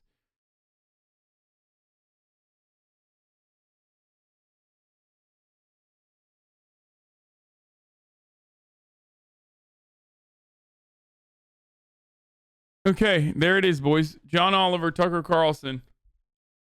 I hope you're excited. Well, the world's largest. China's military is becoming more masculine. Our military it's got too many women in it. Chinese military too masculine for us. So fucking dumb, dude. What a dumb fucking argument. Like, what an idiotic fucking argument, dude. Like, as if when we have fucking female drone pilots, all of a sudden, like, they're not dropping actual fucking bombs. They're dropping flowers on children in Yemen or some shit, or like in the kids in Syria. Okay, the thing that blows my fucking mind is that this is literally the same guy who shits, or whose followers shit on American imperialism, right? Supposedly, because he's supposed to be an isolationist. Like, he's supposed to be based and red-pilled, right? So they are the same guys who share the meme of, like, LGBT sticker slapped drone bombs. But then he turns around and he's like, our military is becoming too much of a pussy because we got too many chicks in here. Just neat. I'm not gonna get down that rabbit hole with you now. What is it?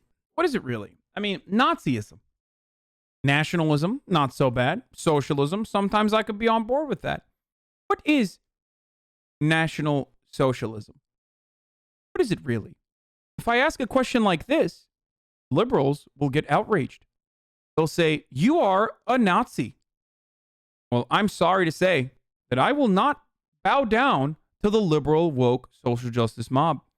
I will say that National Socialism, two different components I'm on board with, can be rather good. Isn't anyone ever... See? You can fucking talk about anything like Tucker Carlson and make 0 points whatsoever, okay? Like, it's just, it doesn't matter. He's just like, what does that mean, really? Us as white supremacists. The first time it happened, the people who work on this show... It was so shocking that there was an organized and concerted effort to call Tucker Carlson a white supremacist, which he literally is. A WASP supremacist, which he literally is.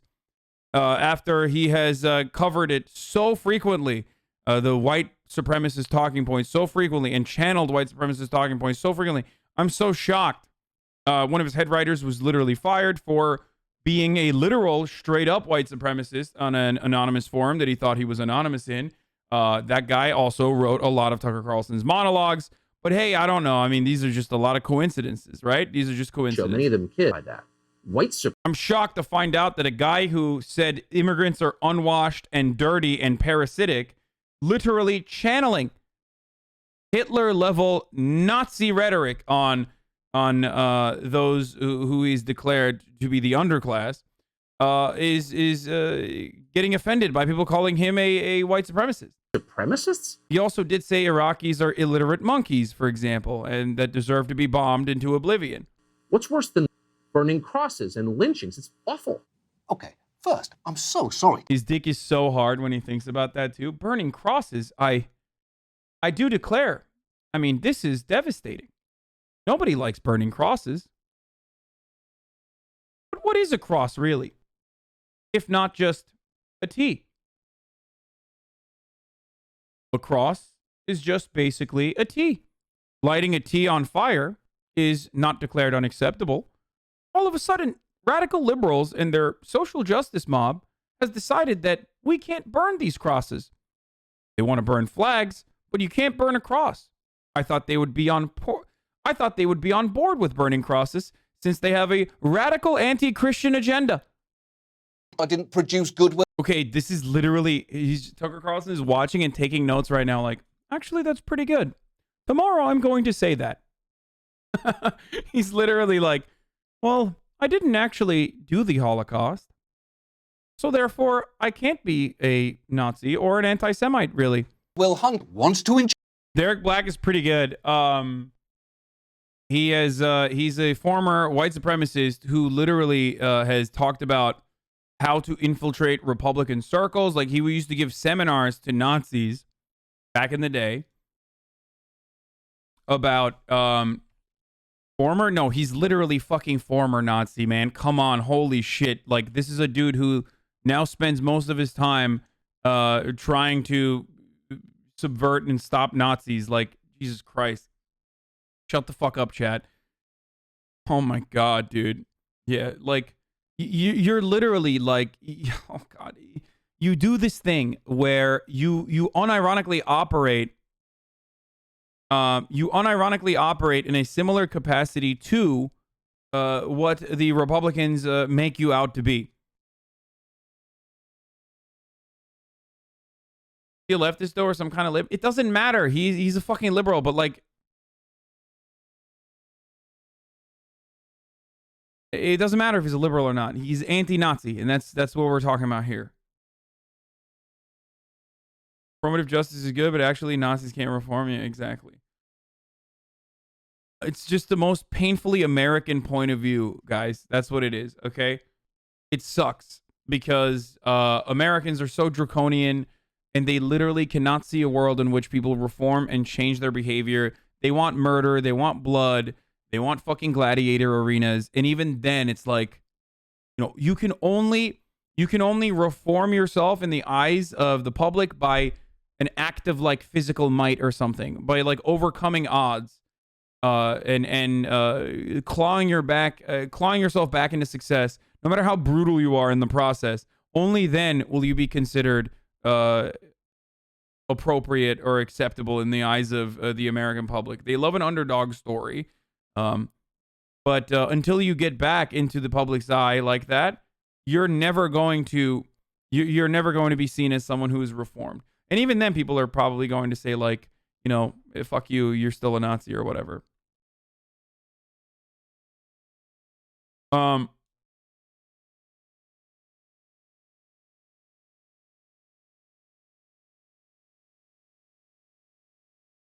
Yeah, he was raised from birth to be a Nazi and unlearned it on its own. Exactly. But as I was saying, he's very good. He talks about this shit all the time. He used to literally give seminars to Republicans or to other white nationalists on like how to oh, thank you, Fizz. Good shit, Fizz. How to subvert Republicans because of how closely aligned their worldview is with respect to Nazis, like American Nazis.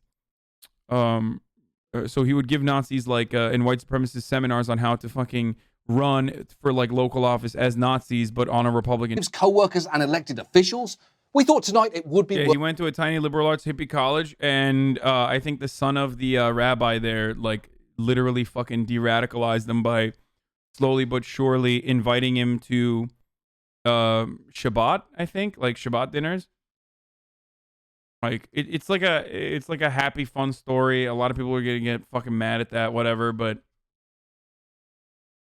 yeah. Worth talking to Swanson, McNear, Carlson, and your ethnic identity. His brother's middle name is Buckley, dude. That's all you need to know. Like, Tucker Carlson's fucking entire, like, he's the most fucking painfully white person on the planet. His brother's name is Buckley Swanson Peck Carlson, dude. There is nothing that screams WASP royalty more than that. He can best be described as, my brother's name is Buckley Swanson Peck Carlson. Oh, Jesus Christ. Okay. All right. Whoever the fuck is in here and has like ripped these, I'm going to demand I'm going to literally demand royalties, okay? I'm demanding royalties. This is a fucking major meme. This has been a major meme in this community for such a long fucking time. Okay? For the people who are saying you pre-watched this, you must be new here. I've been making fun of Buckley Swanson Peck Carlson for a very, very long time. The only way we're honest with each other, race to race. Oh, my friend is watching for the first time and got upset. You were making fun of fat Texans earlier. Well, your friend is going to get very upset because not just Texans I make fun of, okay? I make fun of a lot of shit, especially in regards to Texas, actually. Texas conservatives across the board are very deserving of not only scrutiny, but shame. If you're a conservative in general, you deserve to be shamed. But if you are a Texan conservative, oof. I don't get it. Is there supposed to be something wrong with being white?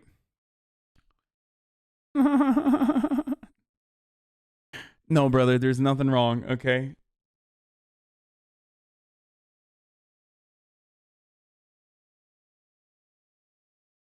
No, of course. Of one thing, you know. There's something wrong with this, though. Like, honestly, all of this is just so bad. I can't, like, he's such a fucking annoying, oh, God, he just looks so horrible. Sir Carlson, do you specific bow tie? Guys, this is perfect. Okay? What Tucker Carlson's saying is perfect. If you're a fucking child, or if you have a baby brain, and you lack object permanence, then, of course, if you don't talk about racism, then it's not going to exist. The only time racism ever exists is when you talk about it, and the more you talk about it, the more racism wins. This is perfect for his audience. Here is a guy who completely understands the brain capability, the processing capacity of his own audience that he is talking to. That's it.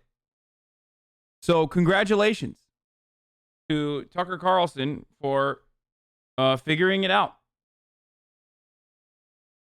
Because look, I'm not knocking that violin hook from Toxic comes on.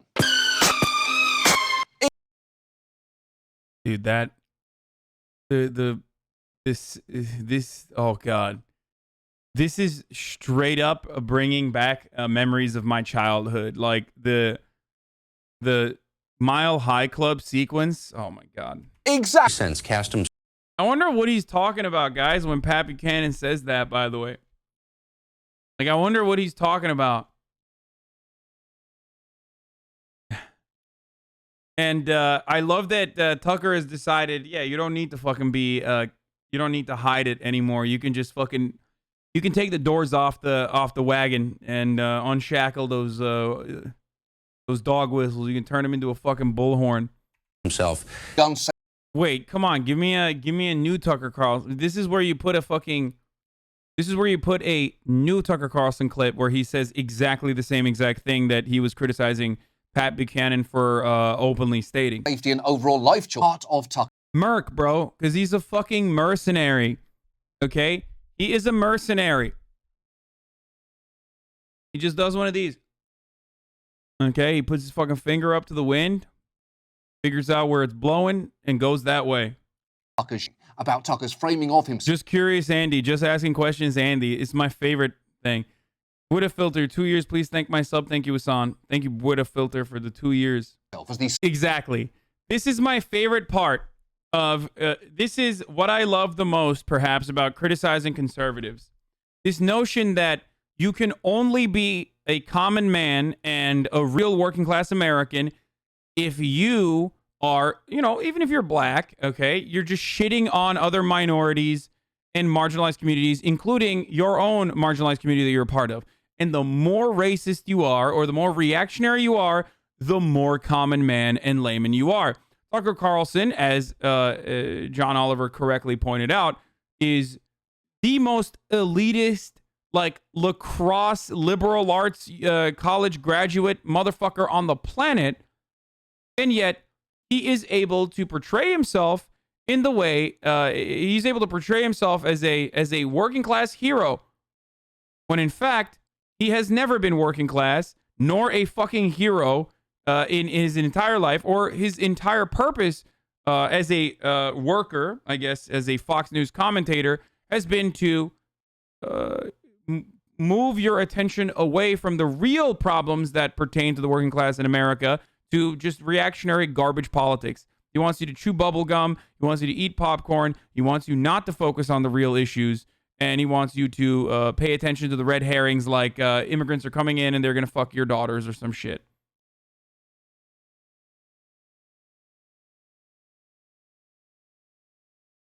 I'm a lacrosse playing liberal arts graduate. Okay, well, don't be a fucking asshole. Culture war bullshit. Just watch him. System of government. Absolutely unacceptable behavior coming from Ilhan Omar for saying that we must help the working class while being black and also being a Somali refugee. Somali refugees are not allowed to say things like, we need to uplift the working class. Everybody knows that. This is something only Tucker Carlson can talk about. Institutions that... Yeah, dismantling systems of oppression that hold back the working class would mean ruining this country, okay? You know, changing the racial hierarchy, for example, or at least like pushing for equality would be ruining this country, and we like it the way it is. Like, go back to your own country is precisely what Tucker Carlson is saying here, but with more words.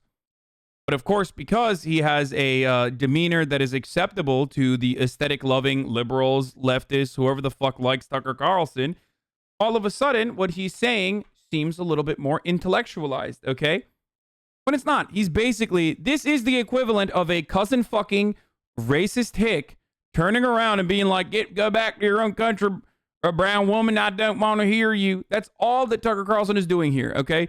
We like the way things are around these parts. We like the racial hierarchy. I mean, they wouldn't say racial hierarchy, but we like the way things used to be in my pop-pop's time. And we want to keep it that way. Go back to your own goddamn country. Brown woman, Muslim man. That's it. That's what Tucker Carlson just said here. But he added a coat of intellectual, he added an intellectual patina to the reactionary politics that he peddles on a daily fucking basis with a side of culture wars. So all of a sudden, he's acceptable in liberal circles. And the same dumbasses who speak like that enjoy Tucker Carlson because they see him as an elitist who agrees with them. And that's why they think, you know, oh, well, he's a real guy who understands the working man's plight. Because that's what it is. As a working man who inherited his grandfather's jet ski dealership, I know that the most important problem that befalls the American working class is not being able to say the N-word and minorities coming into this goddamn country and saying that the country has racism in it. Thank you for the raid, brother. Just sucking down on a Diet Mountain Dew Major Melon here. So, I was going to run an ad because it's the top of the hour right now, but I'm not going to do it since there's a lot of people that just came in. Thank you for the raid, Nessuer. Thank you for the raid, gamer friend. Incredibly offensive. It's also the kind of fact. It's also literally untrue, especially because Muslims wash themselves fucking 5 times a day and literally have bidets. So if anything, Tucker Carlson's wasp ass is literally less clean than the average fucking Iraqi's asshole, okay? That's the reality, so shut the fuck up, you dumb, dirty ass cheek, fucking, a brown streaking in your fucking white tighty whities motherfucker.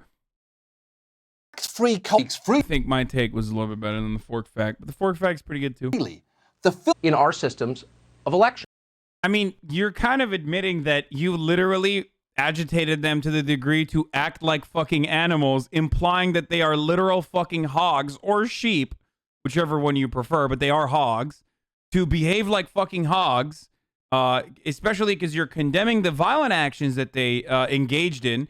Therefore, you're basically, again, doing a self-report where you're saying, oh no, we kept lying to them about the integrity of the elections to the degree where they like got so agitated that they took action and 5 people died. Seem like the divide. Okay, I gotta run the ad now. I waited after the raid for a little bit, but it's top of the hour every hour. It's time for a 6-second ad break. It's the second of the day, boys. Okay, get excited for it. I did not run the ad yet. I'm gonna run it now. If you no longer want to see the ads for the ad-free broadcasting experience, all you need to do is subscribe. You can do it for $5 or for free with a Twitch Prime. If you haven't already used it on you know, your other streamers, you can use it here on your favorite streamer, me, hopefully. Here's the ad now. I'm starting the video again. In this case, Western civilization. Is the culture into Why are you guys throwing out Monkas? Like, have you never heard me cover this? There's a really good Media Matters video from a while back that I used to showcase all the time that straight up puts Tucker Carlson's rhetoric side by side with white nationalists, like avowed white nationalists. I'm not talking like, that guy's a Nazi. You think everyone's a Nazi? Like, no, like literal fucking I'm a Nazi type Nazis saying the exact same things that Tucker Carlson is saying. Okay. Like, I'll show you guys. They're coming. What is this? The Western civilization. 14 words. The famous white supremacist civilization we're talking. Have you seen that anywhere? Yeah, for time. I wonder if there's a country that actually benefited tremendously from that and is the economic engine fueling the entirety of the European Union that literally benefited, again, tremendously from an immigration program where they took a fuckload of Muslim immigrants and integrated them into a country. I just can't think of a single fucking country that did that. Oh, wait, they did do that. That country's called Germany. A country that Tucker Carlson probably thinks is too pussified now because, you know, they're not like they used to be. Back in 1938, that's when Germany was really great. There was a man who wanted to make Germany great again. But a lot of liberals decided that this was unacceptable. They fought long and hard. That's a day, that's a time that we need to go back to. Tucker, yeah. Literally. Like, that is literally bigotry, which is hilarious because Tucker Carlson does a very good job. That is the definition of bigotry. But he does a very good job of taking something and making it seem like it's not exactly what he's saying. Like, I don't understand. I just want to oppress black people. Does that make me a racist? Black people are different than white people. I don't understand. You wouldn't want he'll like do a self-report and say something along the lines of like, you wouldn't want random strangers inside of your familial gatherings. So why can't you apply that to different ethnic backgrounds? Like that's literally, you're just being racist. Like you are being bigoted. You're saying it in like simple terms to make it seem as though what you're saying is just normal common sense. But like, no, that's pretty fucking bigoted, my dude. Yeah, it is. That's like saying... It's changed the way... I like that they're crediting Identity Europa, like, for this video, by the way. Identity Europa, literal white supremacist organization. America First Media, literal white supremacist organization. The person who's talking right now is a literal white supremacist. Just for the record, no ands, ifs, or buts. Like, these are actual fucking Nazis, okay? They are white supremacists. They are the real deal. Like, this isn't just some, like, oh, they're calling every conservative a white supremacist. Like, these are guys who actually take matters in their own fucking hands. Like, these are self-identified white supremacists, okay? The way they think about politics. Code. It's a walking... Dude, the funny thing about Tucker Carlson is, you know how, like, I used to make this joke about how, like, what would it take for someone to be racist or someone to be considered a Nazi in America? Old friends of the show remember when I used to, back in the day when I used to, like, debate viewers and shit from time to time, there was that one guy who unironically told me, is a famous clip, unironically told me that the leader of the American Nazi Party was not actually a Nazi because he had never said, I am a Nazi. Okay? Because he had not called himself a Nazi, despite the fact that he was literally the leader of the American Nazi Party. So, like, that's basically what it is for Tucker Carlson. Like, white supremacists think he's a white supremacist. He openly channels white supremacist rhetoric, sometimes literally saying the exact same things that white supremacists say. But for some reason, a lot of his fans refuse to admit that he is a fucking white supremacist, except for like actual white supremacists. They love that, but that's it. Yacht every night and saying to a conservative board. Oh, here's the clip.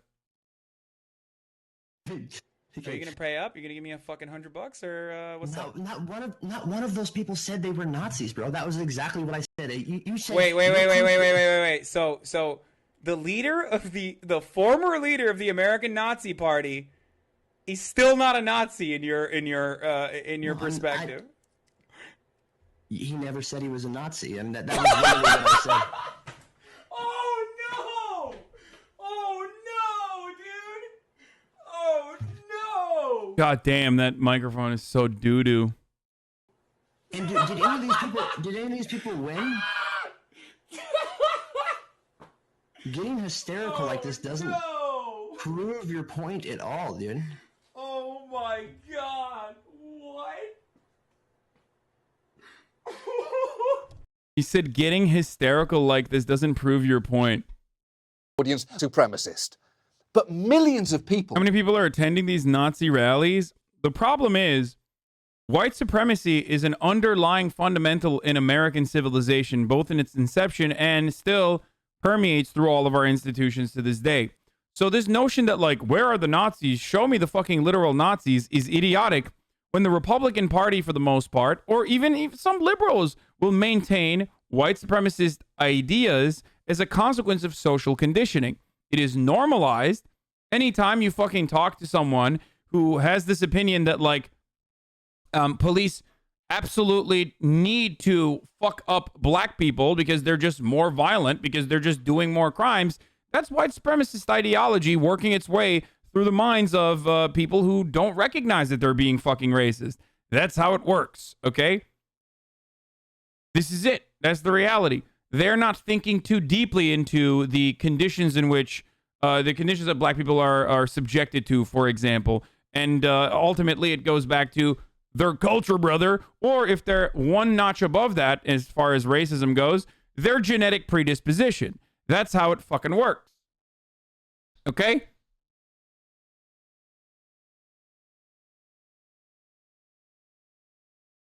So the reality is, Tucker Carlson and many other really nefarious white supremacists or WASP nationalists or WASP supremacists, whatever the fuck you want to call them, can absolutely get away with just, oh, this is just common sense. I mean, these people are very violent, and cops need to stop these people from being violent. That's what police officers do. So That's,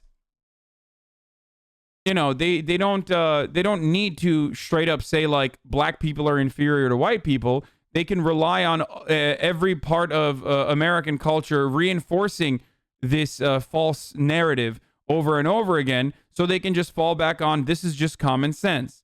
Also, as far as like Nazis being a problem, the House GOP's number 3 leader recently urged Republicans to make clear they're not the party of white supremacy. 2 days later, one of their members spoke at a conference organized by a known white nationalist.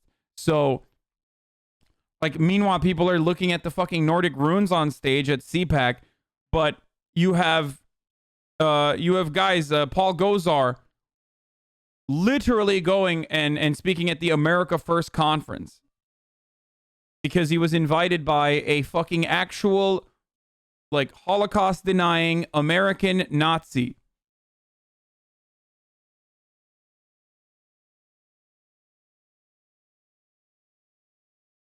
But going back to the Tucker Carlson rhetoric, white supremacist, what does that mean? What is a white nationalist? I'm white. I'm a nationalist. Am I going to be a white nationalist? This is what liberals want to do. Like, that's literally, that's it. That's the argument. And this argument goes to such a degree that Candace Owens, remember, Candace Owens, who now has a job with the Daily Wire. Okay? The Daily Wire is Ben Shabibo's outlet. Candace Owens now has a podcast with them. She once famously said, Hitler just wanted to make Germany great. It became a problem when he decided to go to other countries. Like, he decided to invade other countries. This is something Candace Owens literally fucking said. Okay?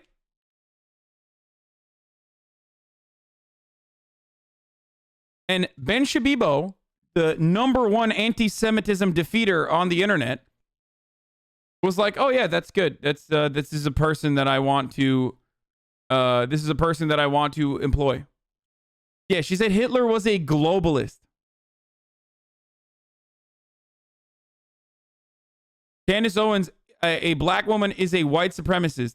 I know there aren't enough cultural references that show black people also playing a significant role from time to time. Certain black people playing a significant role in uplifting or becoming foot soldiers for white supremacy. So, you know, I was just born, so I have no idea how that works. I mean, what is Uncle Ruckus, for example, JLP, Candace Owens, who knows? That's never happened before, so.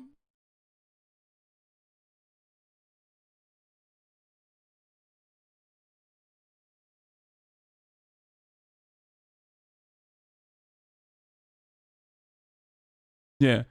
Republicans be like, liberals say you can't be racist if you're black or brown, and then literally turn around and they're like, well, she's black, she can't be racist. What's more than enough? Here is the comments of Candace Owens. Yeah, I agree. I actually don't have any problems at all with the word nationalism. I think that it gets, the definition gets poisoned by elitists that actually want globalism. Globalism is what I don't want. So when you think about, whenever we say nationalism, the first thing people think about, at least in America, is Hitler.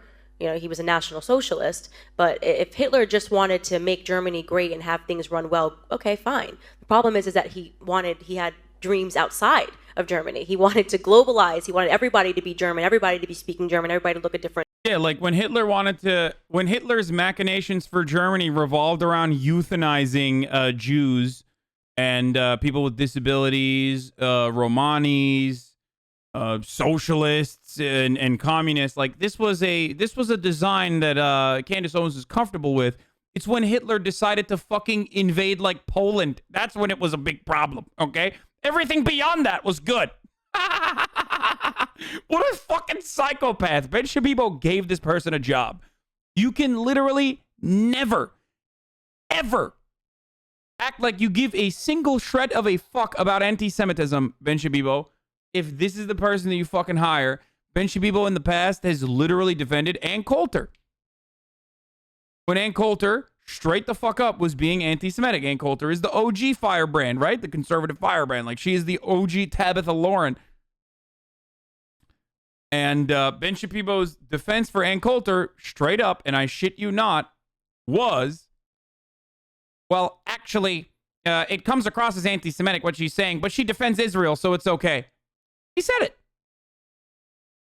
You won't catch Ben Shapibo slipping now, but that is the motivating principle. Different way. That's not, to me, that's not nationalism. In thinking about how it could go bad down the line, I don't really have an issue with nationalism. I really don't. I think that it's okay. It's important to retain your country's identity and to make sure that what's happening here, which I think is incredibly worrisome in terms of the decrease in the birth rate that we're seeing in the UK, is what you kind of want to avoid. So I don't have anything problem. I have no problems with nationalism. Yeah. It's always the ultra wealthy that are like that are promoting globalism, right? It's never these fucking dipshits that only exist because billionaires fucking fund their programs and everything else. Like they get literally paid infinity dollars to say these dumbass things and like rile up the hogs. But those same billionaires, they're not like fake nationalists, right? They're not like implementing fake nationalism. Fucking bullshit. Anyway, that was a good video by Tucker. That was a good video by our boy John Oliver. Tucker Carlson blowing up off the air at historian Rutger Bregman. I know Bregman. I know we've covered it on the show as well. I don't really get the decrease of birth rate argument. Is the only purpose of a community to multiply? It is a direct white supremacist argument, my friend.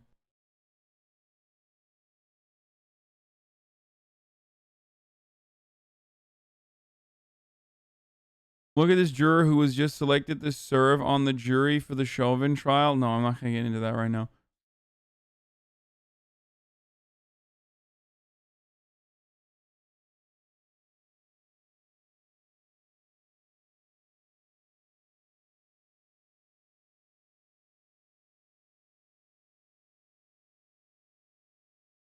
Oh, and Ben is fine with anyone who's alt-right as long as they're pro-Israel, and he despises Jews if they disagree with them politically, which is the vast majority in the U.S., so the difference is even smaller than that.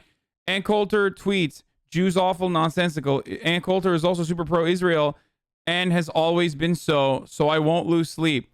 Jewish people has always been plagued with by bad Jews who undermine it from within. In America, those bad Jews largely vote Democrat.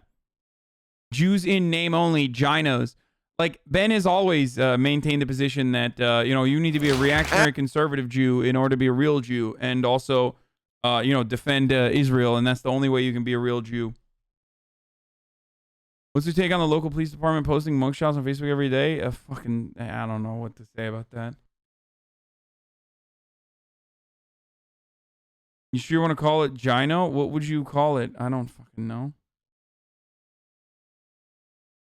New rule, giant clitoris erected in Paris for International Women's Day, losing to China. Let's see what the fucking... And finally, new rule, you're not going to win the battle for the 21st century if you are a silly people.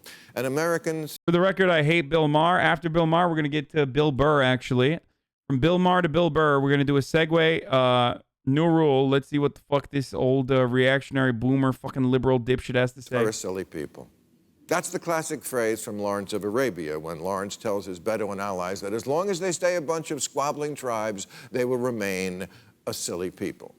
Well, we're the silly people now. Do you know who doesn't care that there's a stereotype of a Chinese man in a Dr. Seuss book? China. All 1.4 billion of them could give a crouching tiger flying fuck.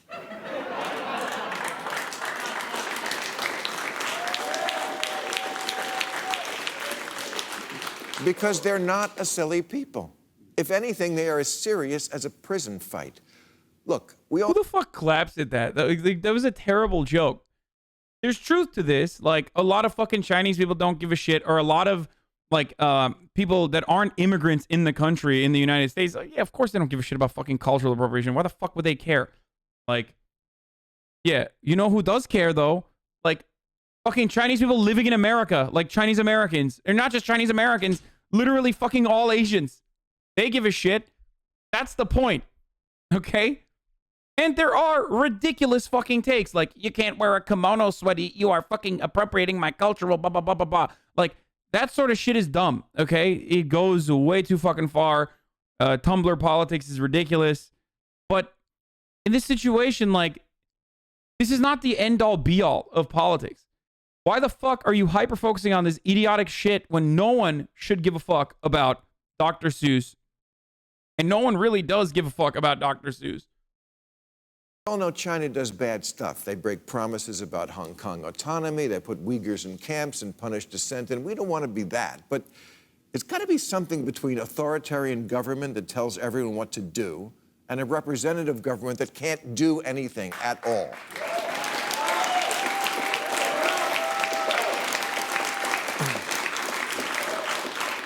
In 2 generations, China has built 500 entire cities from scratch, moved the majority of their huge population from poverty to the middle base dangest Bill Maher class, and mostly cornered the market in 5G and pharmaceuticals.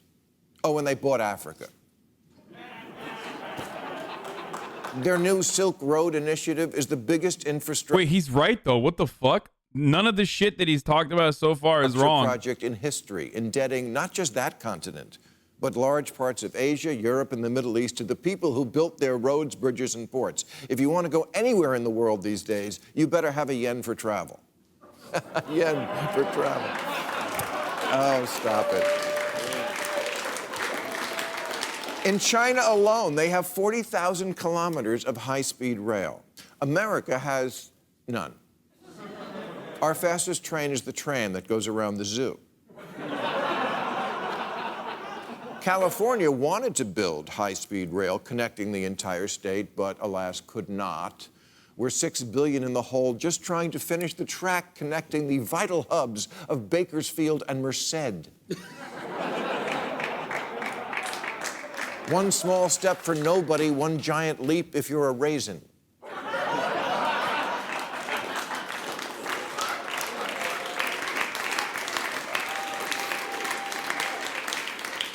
On a national level, we've been having Infrastructure Week every week. It's really bad because he's just not funny at all. I think it's because, like, I don't know what it is. I feel like maybe he, like, tunes into a frequency that you can only understand if you were born in, like, 1948. You know what I mean? Like, no one else can comprehend what he's saying except for, like, our parents who watch and go, hey, man, that's hilarious.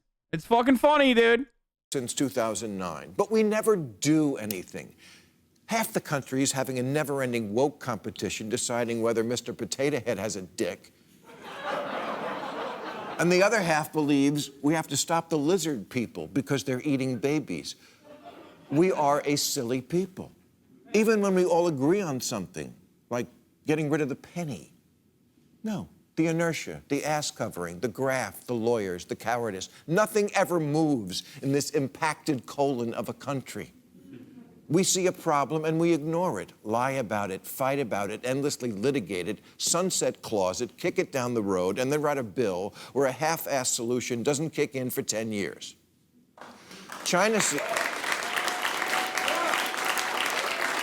Guys, the reason why China's been able to do all this is because they don't give a fuck about Dr. Seuss. Like, that's the whole point, okay? That's why.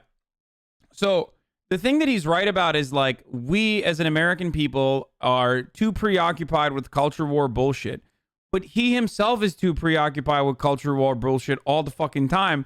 Especially if you are not following up on who gives a fuck about Dr. Seuss. Shut the fuck up. Let's make some high-speed rail, goddammit. And here's how you do it. If you don't follow that take up with the reason why we can't create high-speed rail in this country is a consequence of wealthy benefactors that do not want there to be a legitimate infrastructure for public transit, car manufacturers, oil and gas extractors. These are the reasons why we can't have this.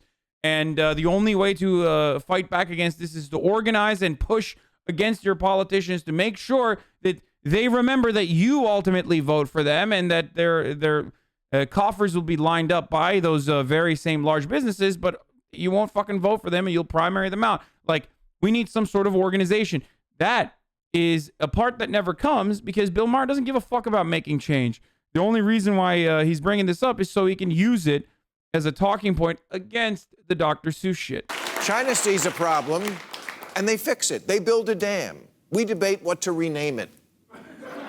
Literally only the conservatives are talking about those two issues. You're fucking delusional if you think that, by the way. That's not true. Conservatives do not give a fuck about infrastructure. They never have. You have been suckered into believing that they care about anything beyond just, making money for their daddies. You are no different than a Trump supporter if you legitimately believe that conservatives give a fuck. Like, you think liberals are ridiculous, delusional for believing that, the Democratic Party genuinely cares about racism or some shit? You are just as delusional if you think Republicans give a single shit. That's why their airports look like this and ours look like this. In San Francisco, it took 10 years. He means Dr. Seuss, you himbo?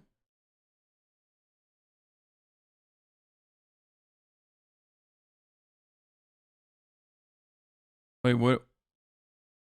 Oh, okay. Sorry. You meant Dr. Seuss, not infrastructure. Just to get 2 bus lines through environmental review. The Big Dig, a tunnel in Boston, took 16 years. And don't get me started on my solar hookup.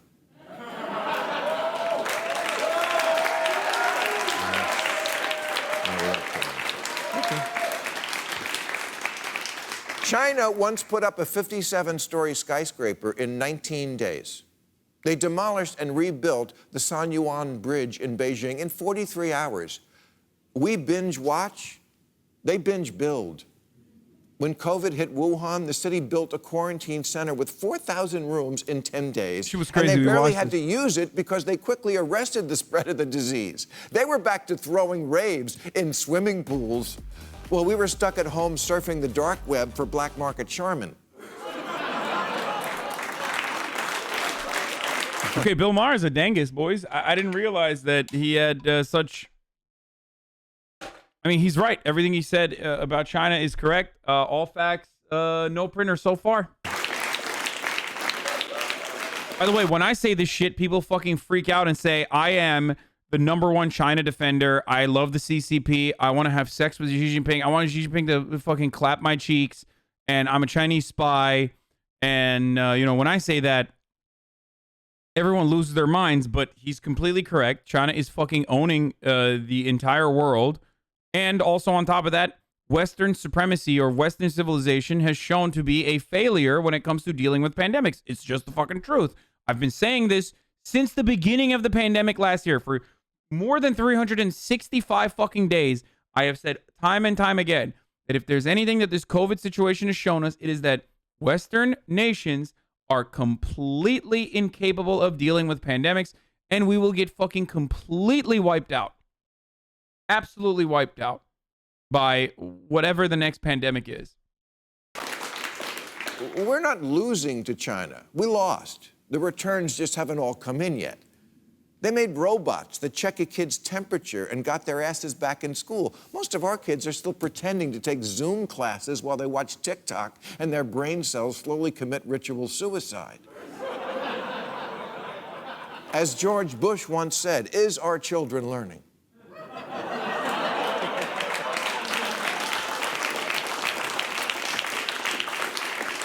There's a progressive trend now to sacrifice merit for equity. Colleges are chucking the SAT and ACT test, and in New York, Mayor de Blasio announced merit would no longer decide who gets into the schools for advanced learners, but rather a lottery system. You think China's doing that, letting political correctness get in the way of nurturing their best and brightest? You think Chinese colleges are offering courses in the philosophy of Star Trek, the sociology of Seinfeld? Wait, why is that a problem?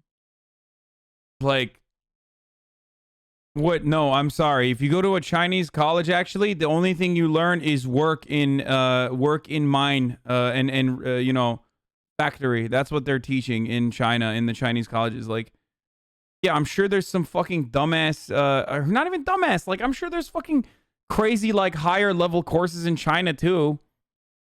Like in Chinese colleges. What kind of fucking idiotic take is this? I just don't fucking understand how you can make an argument like this. It's just an old man getting upset at the clouds over and over again. I love that. Elective education should be abolished. Okay, dude. Real interesting that a fucking alcoholic comedian at the age of 68 is telling us that, you know, liberal arts universities and elective courses are fucking bullshit. The fuck are you doing? What have you done with your life, dumbass?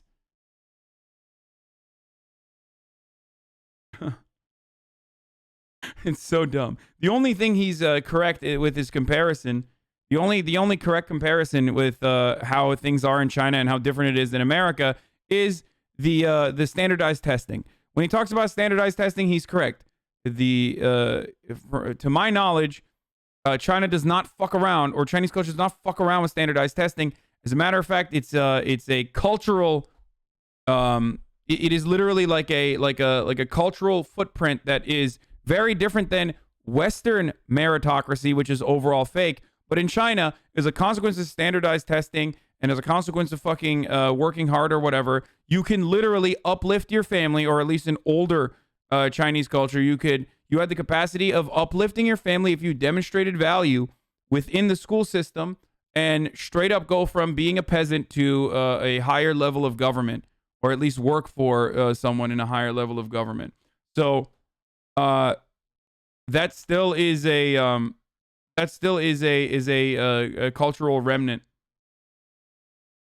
If standardized testing, are you kidding? They kill themselves over it.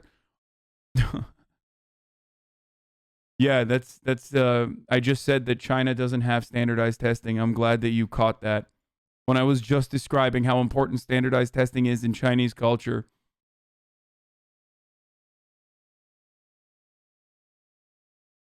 What? That's Korea?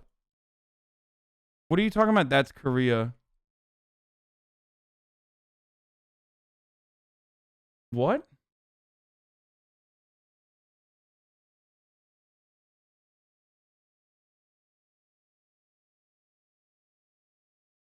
What are you guys saying to me right now?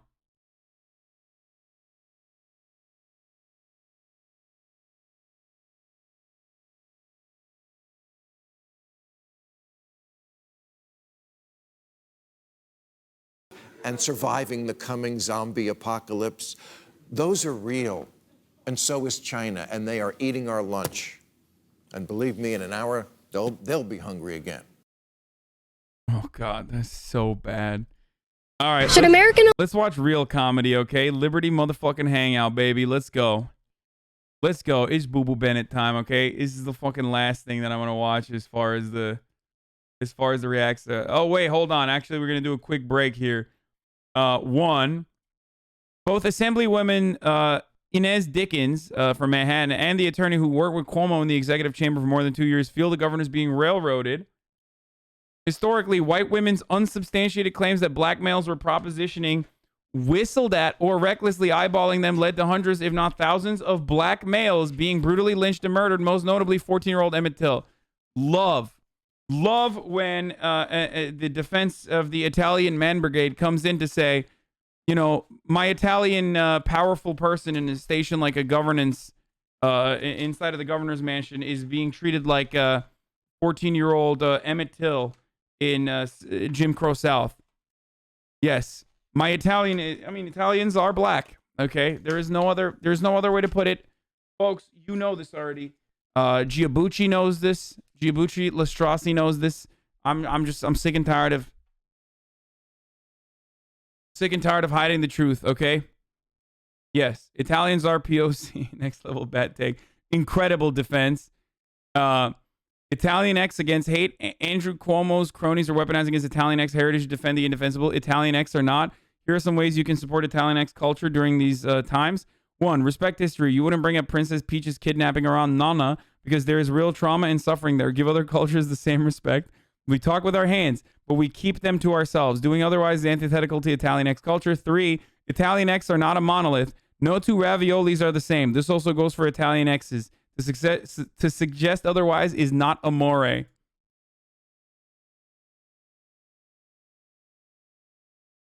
For fuck's sake, can we stop putting X's in everything? This is a meme, dude.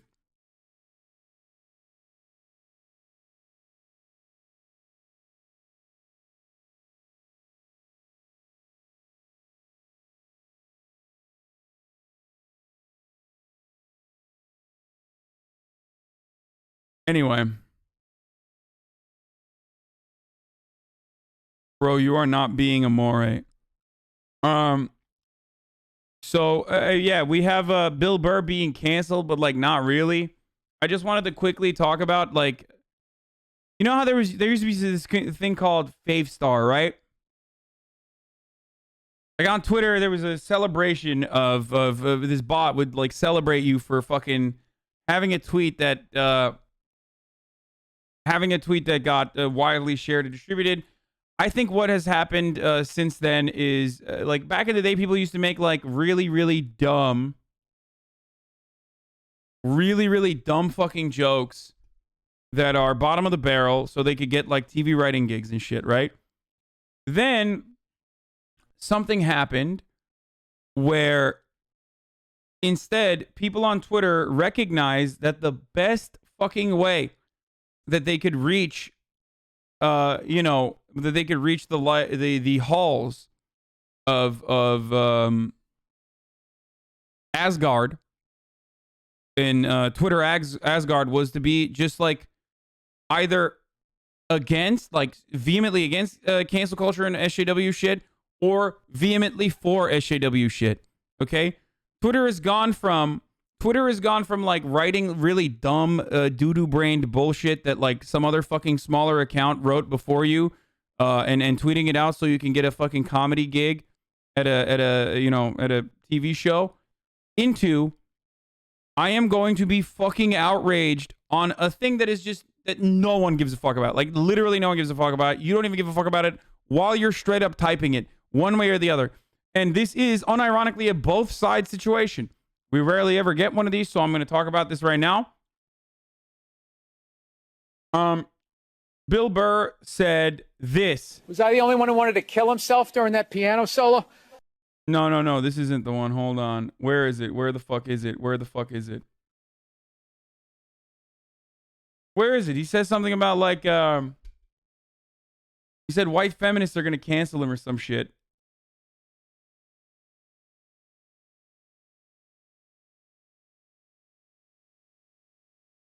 Is that one? Is it this one? Okay, maybe it's this one. Let's watch. I bought a suit for this. I thought I was going to be on TV. I'm such a moron. I am losing so much money right now. All right, shout out to all the rock stars that I wanted to meet tonight who are watching at home instead. I'm talking to you, Don Dawkin. All right? What, I'm old. That was my first concert. All right, here are the next categories. All right. Hey, how many feminists are like going nuts? So why is this cis white male doing all this Latino stuff? He said that, and then like it wasn't even. I mean, it's true. It's funny as fuck. Okay. One, it's true. Two, it's like not even fucking that good of a joke ultimately. And three, people did get mad at this because they tried to get mad at it, but like I don't think anyone actually gets mad at shit like this. I think whenever things like this happen, people just want to act like they're mad. There's no fucking way. And the same overzealous horniness can be seen on both sides of the equation. Just a cursory glance on the fucking Bill Burr search bar on Twitter, and you will understand exactly what I fucking mean, okay? I don't think there's any point in joining a pod with a viral tweet aimed at Bill Burr and his wife. Is just a slight exaggeration of the worldview that says all people... Yeah. Oh, this is the one. Gen Z calling Bill Burr a racist. Bill Burr and his beautiful wife, Nia. First of all, this is a really dumb fucking take. Like, Bill Burr and his worldview on race has definitely been guided by both Patrice O'Neal, his old friend, and also his wife as well, right? This is how people operate. But he's not a fucking racist person. But having a black wife does not absolve you from being racist, okay? There are plenty of fucking people who fetishize and still are racist as fuck. The hilarity, of course, is that someone literally said this, okay? You have to look at it contextually. Like, you have to literally look at it contextually. Bill Burr is not a racist person. Bill Burr has a black wife, but that does not absolve him of being racist. But he's just not a fucking racist person. He's actually a lot more woke than a 50-year-old Bostonian, okay? You're being ridiculous if you think a 50-year-old Bostonian like Bill Burr is racist. in comparison to the rest of the fucking country. So this guy goes, while I'm not suggesting Bill Burr is a racist, a white man having a non-white wife can sometimes be a sign of racism. You shouldn't assume someone is a racist just because they own a minority sex servant. They may very well have one because they're racist. No one said she was a sex servant. You are the one who said that. Why is, like, this is insanely racist. This is infinitely more racist than this fucking photo. Okay? Considering a black wife to be a fucking minority sex servant is completely psychopathic. Okay? So,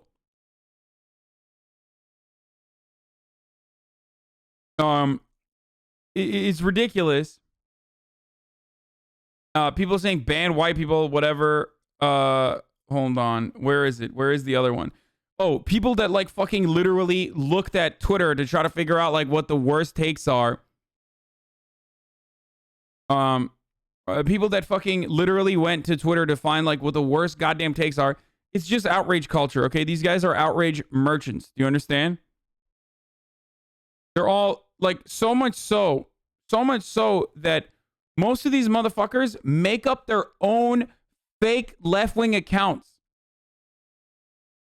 Like, when you can't find someone who is, like, legitimately upset at a fucking take like the one Bill Burr had, which was not even remotely fucking racist or anything like that, shut the fuck up, then literally right-wingers will go out of their way to create fake soy accounts or whatever just so they can dunk on it. It's dumb as fuck. Okay? It's dumb as fuck.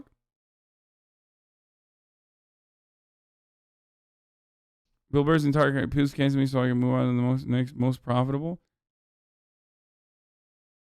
Anyway, I don't think anyone actually fucking got mad, but here's her response. Bitch, shut the fuck up.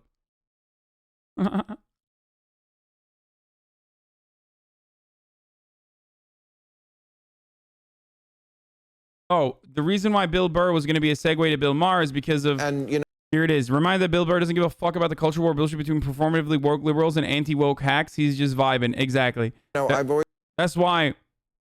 That's partially why I'm at where I'm at as well, as far as fucking liking Bill Burr goes. I think you're a great comic, but I thought tonight maybe we would like sort of share a cry together because well, I gotta pee. I think we have something in common, which is that we think political correctness may be ruining comedy, or at least threatening it. Because I know you've had your problems with that, and you did a routine recently about how women like it rough, and then, of course, the internet police got all over you. Well, I gotta be honest with you, I didn't notice if that happened, because I don't pay attention to it. I don't read comments. Happened. Yeah, they hated you. Yeah, but who did? The haters. This is my thing. Who? Like 20 people? Like 20 people with a hashtag can get like a news story going now, and I just don't think. There's no problem. Like the amount of times somebody tells a joke and they'll say that there's a controversy at a comedy club. That's funny is they'll show the clip on the news.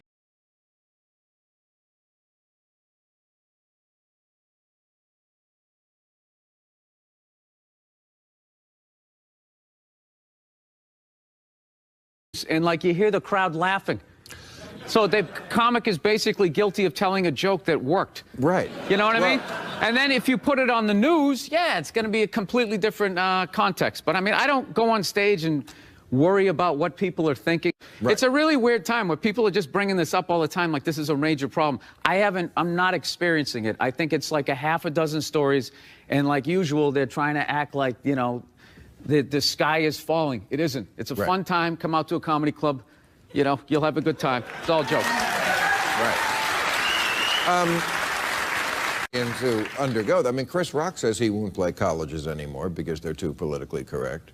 Daniel. You just ignore them. It's like 3 days. They flip out for 3 days.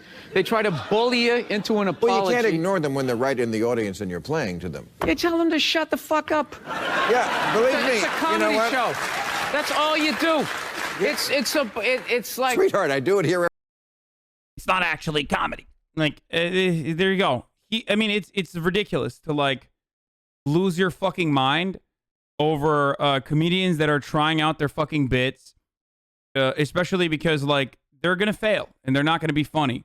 And some people definitely do shelter the "it's just jokes, bro" to fucking try to traffic their racism, right? They'll use the deflection or the shelter of like, I'm just trying to be funny, when their real actual interest is like promoting white supremacist talking points. Milo Yiannopoulos is a great example of this. But that doesn't mean that that doesn't fucking mean that like every comedian that is testing out a bit is unironically racist. Every week. I thought it was kind of gross. He made a joke about feminists right after another femicide. Yeah, dude. Bill Burr is keeping up to fucking femicide occurring in Mexico. And that's why he was talking about feminists. Like, again, if you're going to stretch that fucking hard to like tie it back, I mean, you can literally never say white feminists in America are being ridiculous about a thing because femicide is ongoing.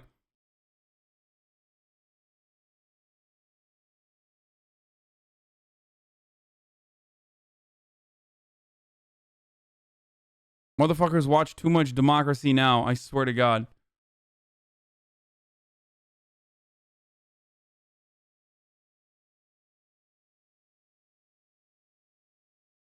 It happened in the UK. There was a big issue in Turkey as well. And there's also an ongoing problem in Mexico with it as well.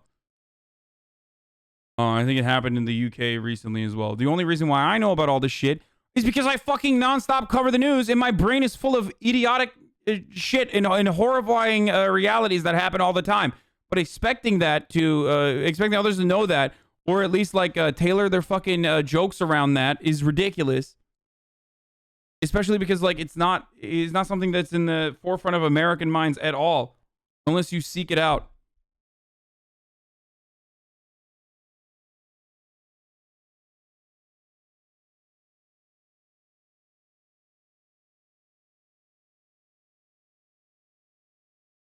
But yeah, and the joke that Bill was making was literally about how you got a fucking old white guy promoting like a bunch of Latin Grammys.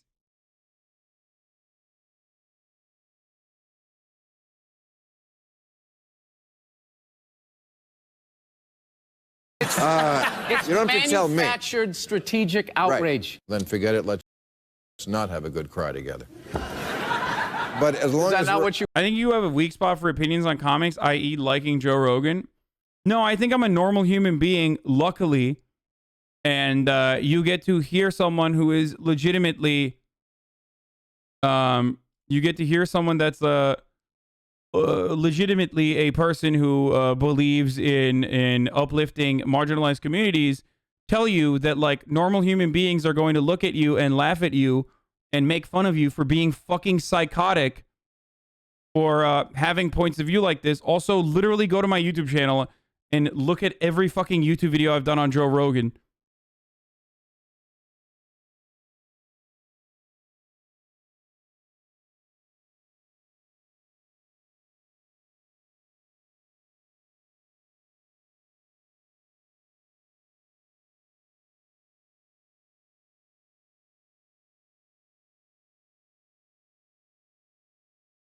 Anyway.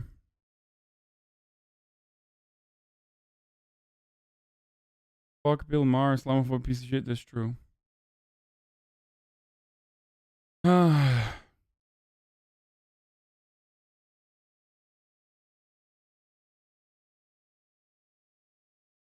think, yes, I think that a lot of people in my audience just like have never laughed in their lives and don't understand it and don't want it. Like, they want ethical comedy or whatever the fuck they believe is ethical comedy or some shit. I have a bunch of nanettes in my audience, okay? A bunch of Hannah Gadsby's. Yeah, you want a fucking TED Talk? Okay, I got it. I think the juxtaposition of that and the woman dancing in the shoe with the money flying at her, the juxtaposition of that versus some of the things that we've canceled. Sorry, I don't laugh at racism, dude. Did I say you should laugh at racism? Did I say racism is funny? Racism can be funny. There's definitely a lot of instances where the stupidity that creates racist thoughts can absolutely be hilarious and you can laugh at it. But again, Bill Burr wasn't being racist there.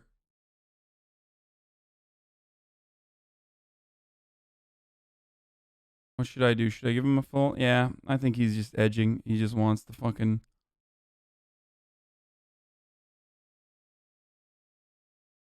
Recently, some of the things we have said are too dangerous to continue while we're talking about WAP, which stands for wet ass pussy, and she's got the bucket and the whole thing. Now, again, I'm not saying that shouldn't be allowed. She's got a wet pussy. What are you going to do about it?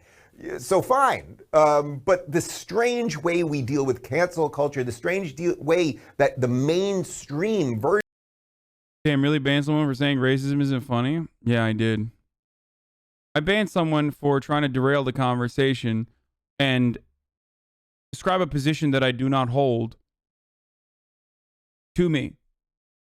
If you're missing the point, you can catch this ban too. You can catch these hands, motherfucker. Version of everything that we get is so out of whack with reality. So we took out Mr. Potato Head because he was a Mr. and now he's just Potato Head. He's got no gender, even though really his gender was only decided whether you put the mustache on him, although I'm pretty sure girls can have mustaches now. And the point is that we get rid of all of these things and then we say, oh, but the woman with the leaking pussy and the bucket and the mop and the whole thing and the girl dancing in the shoe, that's all okay. What Dave is trying to do here, I called him Ben because, like, it's classic fucking Ben Shapiro takes here that he's trying to do. This is social conservatism, which is, you know, American culture is degenerate, and this, like, SJW, you know, third wave feminists and, like, you know, new feminists and gender queer Marxists and whatnot have degenerated American culture to a point where, like, you know, we're celebrating wet ass pussies and whatnot. But he's not.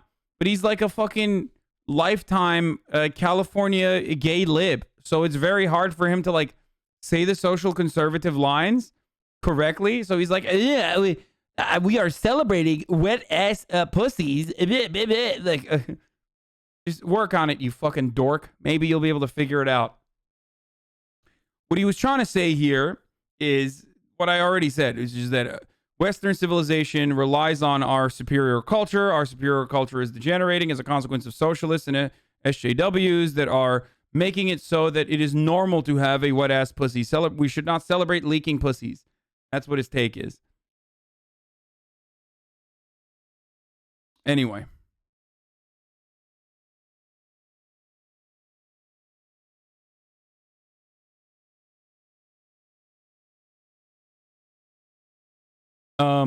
It's top of the hour every hour, 60-second ad break. I gotta show you guys the fucking funniest thing that the Chapo boys discovered and were making fun of. This is my favorite person, well, I'll get into it in a second, but this movie is the worst movie of all time. It's fucking hilarious. I never would watch it. I didn't know it existed, but I'm eternally grateful that someone was able to clip out some of these best parts of this incredible fucking movie. We're gonna take a look at it in a brief moment, boys, girls, NBs. It's gonna be awesome. Hold on. But before we do that, it's top of the hour every hour. It's time for a 60-second ad break. If you no longer want to see the ads, all you need to do is subscribe. You can do it for $5 or for free with a Twitch Prime by connecting your Amazon Prime account to your Twitch account. You get one free Prime subscription a month. Use it on me, your favorite streamer. And if you would like to, here's the ad now. Okay.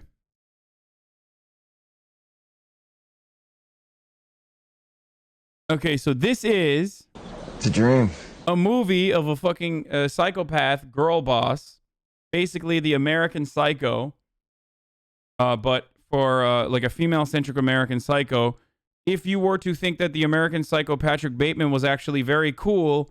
and literally the fucking was actually doing the right things, right? The reason why we're looking at this right now is because it's the worst movie ever created, but also because it was created by Steve Mnuchins' wife. Steve Mnuchin was a prominent figurehead in the Trump administration, but also on top of that, is responsible for a fuckload of Hollywood movies, I believe, including the what? I believe including some of the Marvel movies. So let's take a look. Yeah, the Marvel shit, the Lego movie. It's a dream. No neighbors, huh? Throw some pretty sweet parties. Won't get any noise complaints. Oh, there never is. Activate party mode. I don't want to get dumb-cud.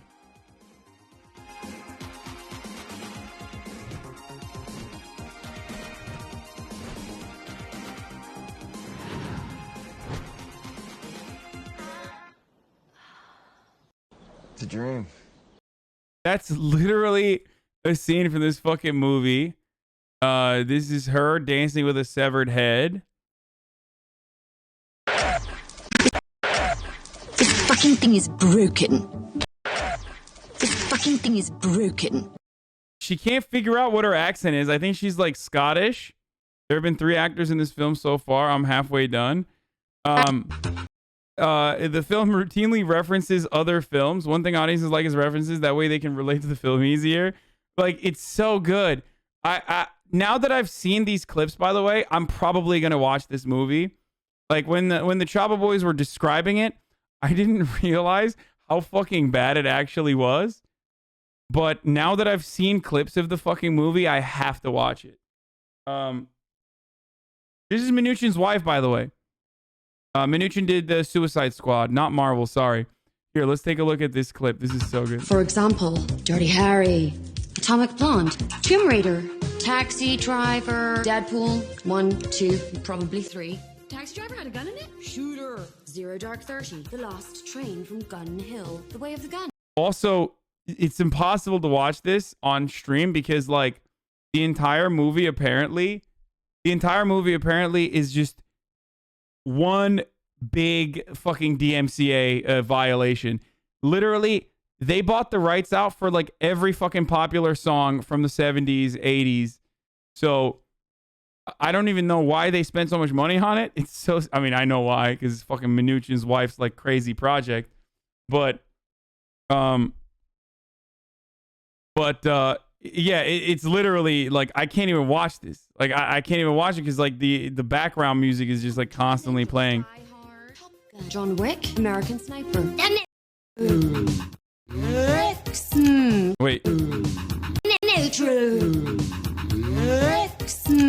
John Wick, American Sniper. Neutral. What the fuck was that, dude? Gun crazy. Skyfall. The Naked Gun 2.5. Savages! Woo! Wonder Woman! Navy SEALs. James Bond. Machine Gun Preacher. 2 guns. Johnny's got his gun. It's like, why did they think that this was like a funny sequence?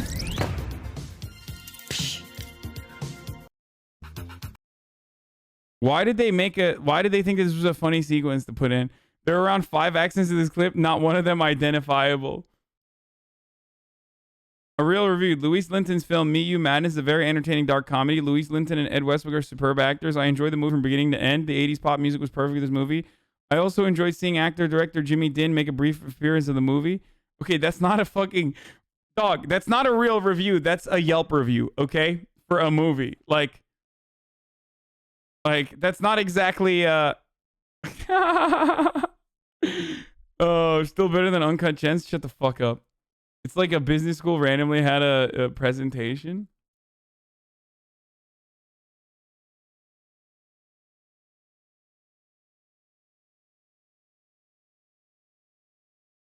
Ed Westwick is literally a rapist. Can we not?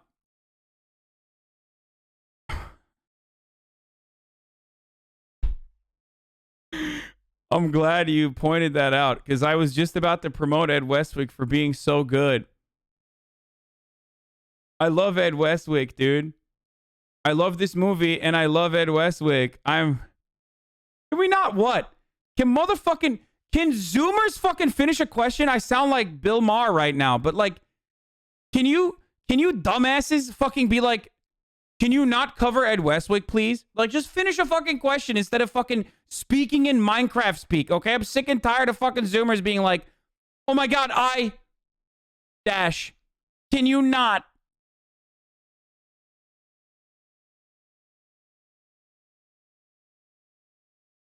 You little dramatic shits.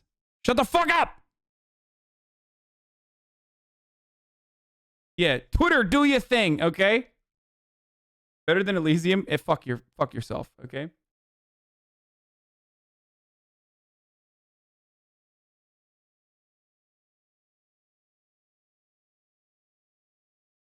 Louise Linton's idea of sophistication? On the rare occasion that I find myself in a bind, I find my way out with undeniable, exhausting ease.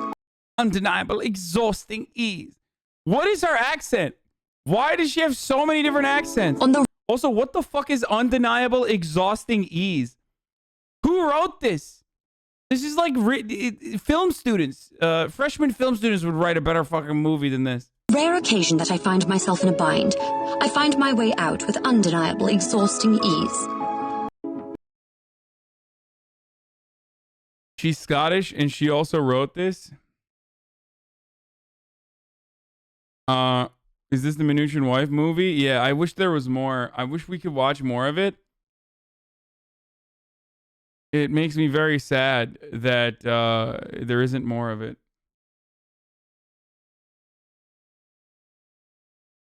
I hate to say this, but she's insanely hot. So the thing is, like, I find her irresistible. I've talked about her before because the picture of her in the picture of her holding up the banknotes with those fucking leather driving gloves is etched into the back of my mind, okay? Like, those leather gloves that she's holding onto, I don't know if it's like some Freudian shit. I don't know what it is, but like, it is literally... It is just one of the sexiest photos I've ever seen. She literally looks like a fucking Bond villain, okay? And watching this... I mean, dude, come on. Like, I don't even see anyone else in this photo when I look at this photo. So, I mean, I've talked about this photo a lot. I've talked about this photo a lot. Do you understand?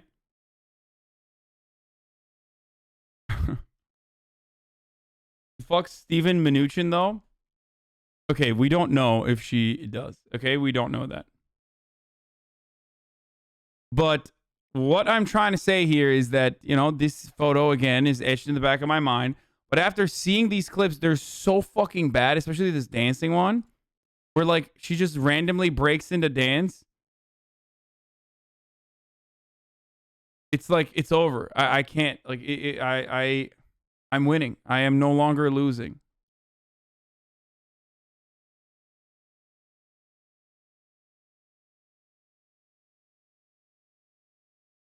Damn, is on horny for those run-of-the-mill white tennis-playing housewives?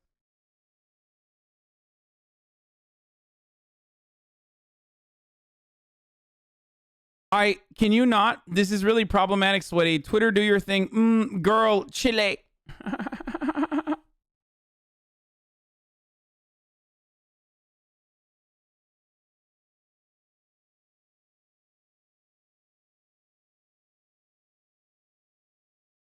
Anyway.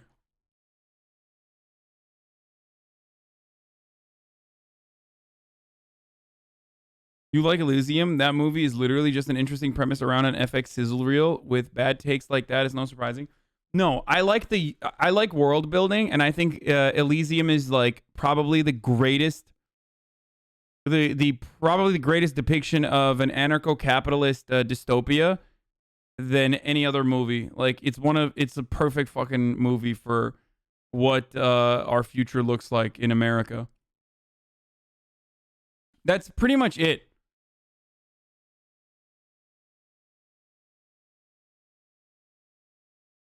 And I like it. District 9 is great too.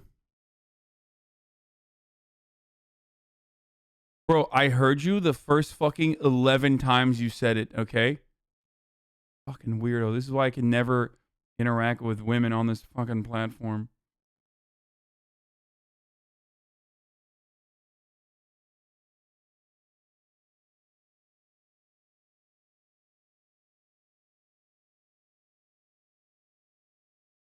You never seen The Children of Men? No, it's great.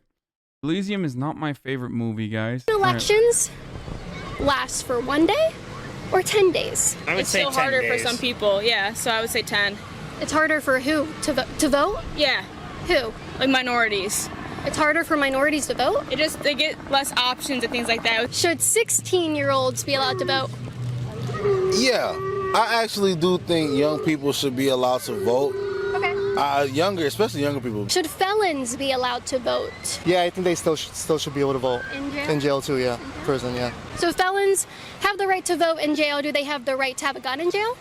No. Oh. Well, why not? Wow.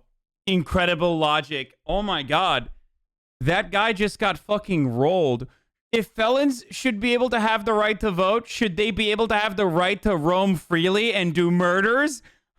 No? Well, I guess you just got fucking owned. You just got brutalized. Is that really the gotcha that you had? I just fucking epically owned you in the marketplace of ideas.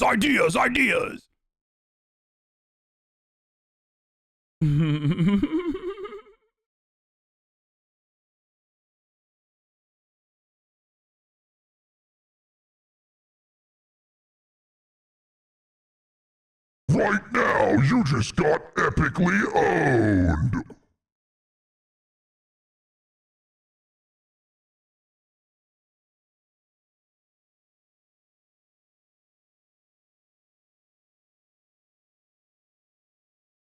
What happened? Why'd you guys throw that up?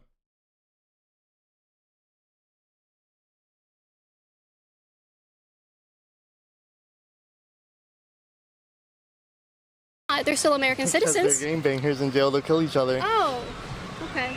But they can vote how I live my life. Yeah. What? Yeah, why not? Yeah, I don't get it. Why not? Democrats want to fundamentally change the way we do elections in this country. They want to do away with photo ID requirements and allow 16-year-olds to vote. Let's see what the people at Clearwater think and if they even know that this is happening.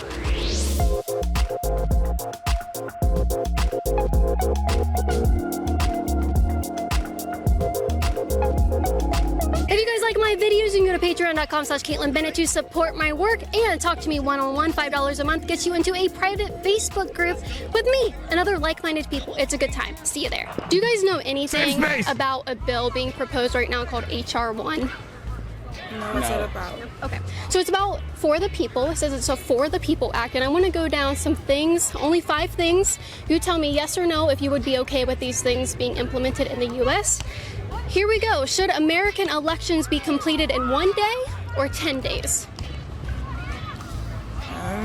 10. I would say 10 as well. Okay. So, like, why is she ever gonna make an argument?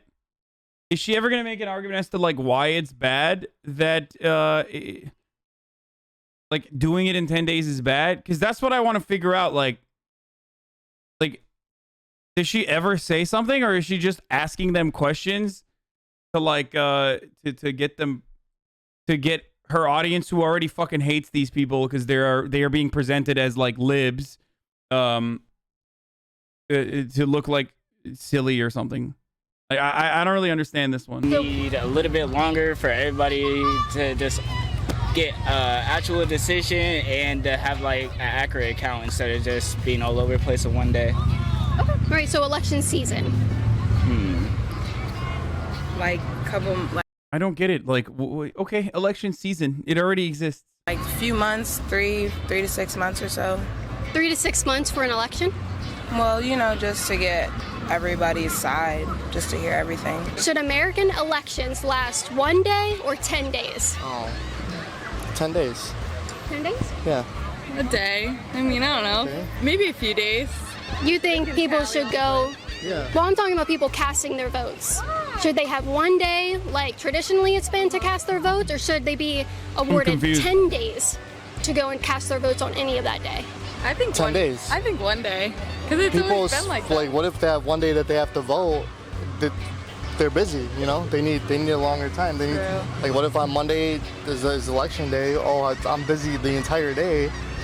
People with kids and stuff, they go off for work, go get the kids. You don't think 4 years is enough time to plan to go vote that day? Bro, this dude literally just got out of the fucking cold water, okay? His pee-pee is shrinking, and he can craft a legitimate argument against these idiotic comments. Like, yeah, he's right.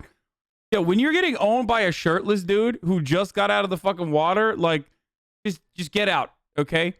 It's literally just common sense. He's just like, yeah, I mean, what if I'm working that day?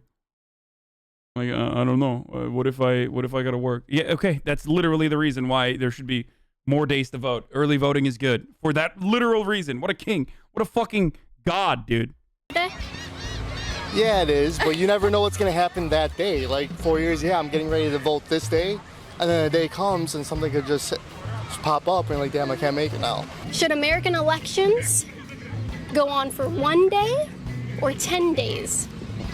Do people actually think you can just like schedule your day off like 4 years in advance to go out and vote? I just don't understand. Like, are there actually idiots in my chat right now? I wonder that like unironically go, that's actually a good point. Like, are you fucking stupid? Have you never been a fucking adult in your life? First of all, you can't. Like, you just can't do that.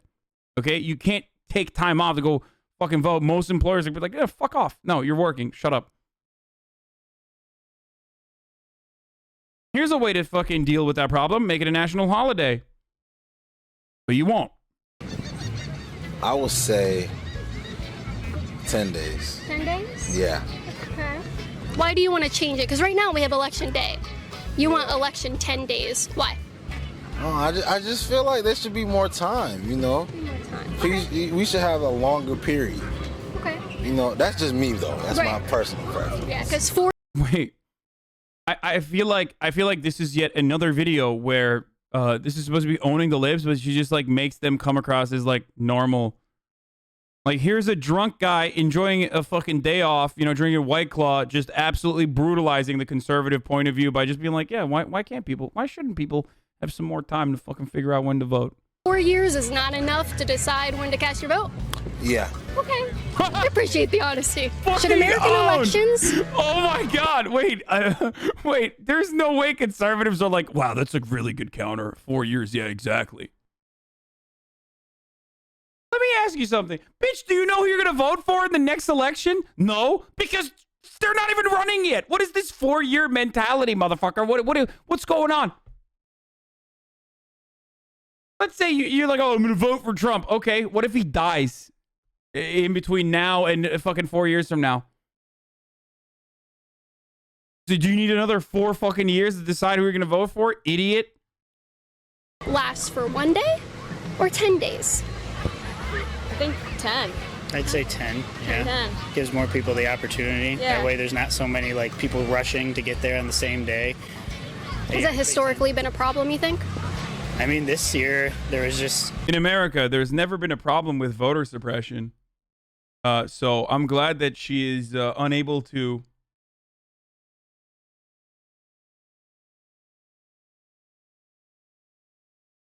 unable to comprehend.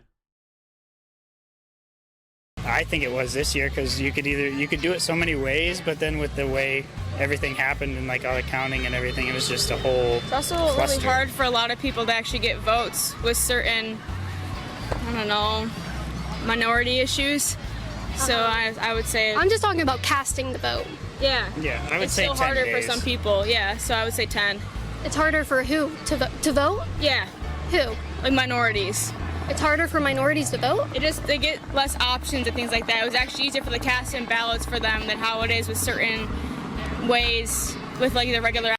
I bet she's gonna say, you're being racist. Actually standing in line and stuff like that. It's just, it gets a little complicated. To watch today's uncensored and behind the scenes... No one wants to see you uncensored, all right, dumbass? Oh. Completed in 1 day or 10 days?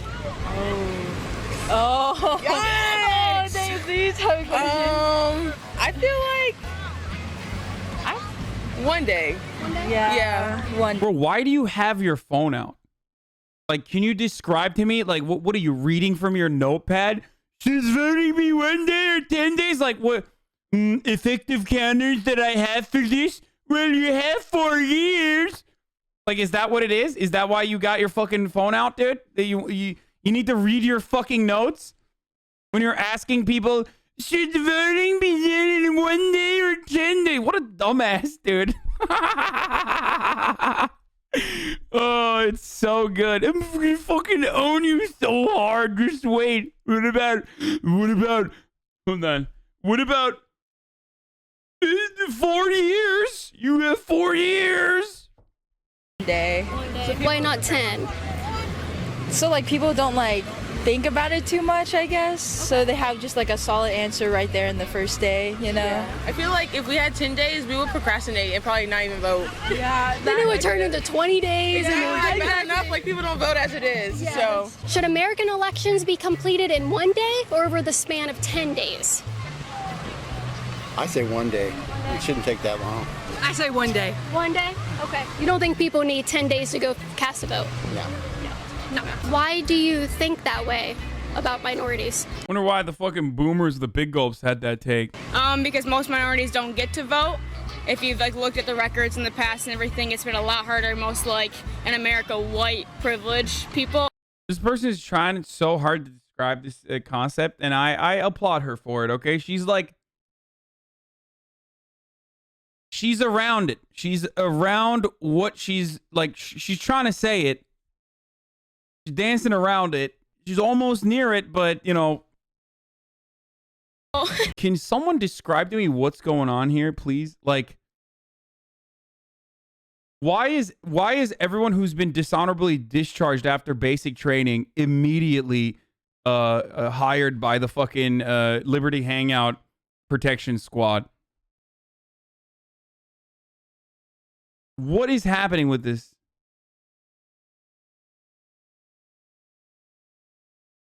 Get a lot more votes in than minorities do. But why? I think it's just the way that a lot of like things are set up, and there's a lot of still racial issues and things like that that are in just engraved in the way that things are built on. Just like the way that things are set up and like the way you cast your ballot and things like that. It's just a whole system problem. Talk about inmates. Should felons be allowed to vote? Yes, most definitely. Yeah, I think once they get out, they should be able to vote. You know, I don't think it's fair just because they're locked up in the system. You know, they made a mistake. But if they have a second chance to be out, they should be able to vote. You think mass? Oh my God, these people are awesome, dude. Fuck, this is like, fuck. It's been a while since I've watched a Booboo Bennet video that has, you know, made me feel better about America and the people in it. But this, weirdly enough, is having the opposite effect that was intended by Booboo Bennet and her editors, which was to, of course, own the libs and make them look silly. But I'm hearing Normans talk like this, and it makes me happy. Mass murders. I love that the title is "We Are Doomed." By the way, this is like pretty good. These are dictate if I have the right to defend myself with the firearms. The Second Amendment. Should they be allowed to vote on my gun rights? And rapists, once they get out, do you think they should be able to vote on my gun rights? If I should be able. Wait, what? What do you think? Rapists are gonna fucking vote against gun rights or something? This is by the way, this isn't just Booboo Bennett's argument. This is even Anderson Cooper brought this up to, or was it Anderson Cooper or Chris Cuomo that brought it up to Bernie Sanders, who was like, "Oh, so everyone should be able to get a vote? So you want the Boston bomber to vote? Is that what you want? You want the Boston bomber to be able to vote so that, you know, he could organize inside of the prisons, and then everyone would vote for the president to be the Boston bomber." Like, it's a child brain. Like, a child brain mentality. Oh, if prisoners will be allowed to vote, then they'll vote to make rape legal. You gotta be literal baby brained to be like, oh yeah, we can't let prisoners vote because, like, they'll make crime legal with their votes. Able to defend myself? I'm gonna say yes, because people change.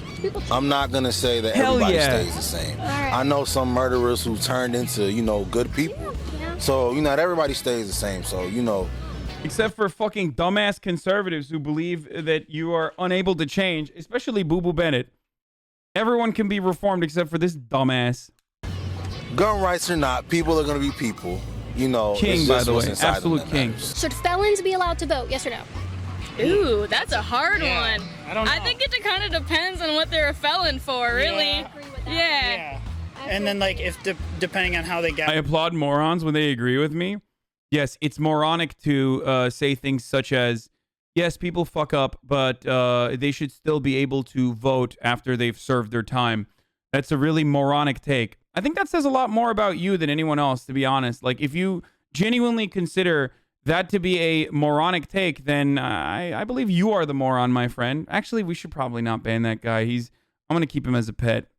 Where did he go? Can one of the mods unban him? Sorry. We should keep him as a pet.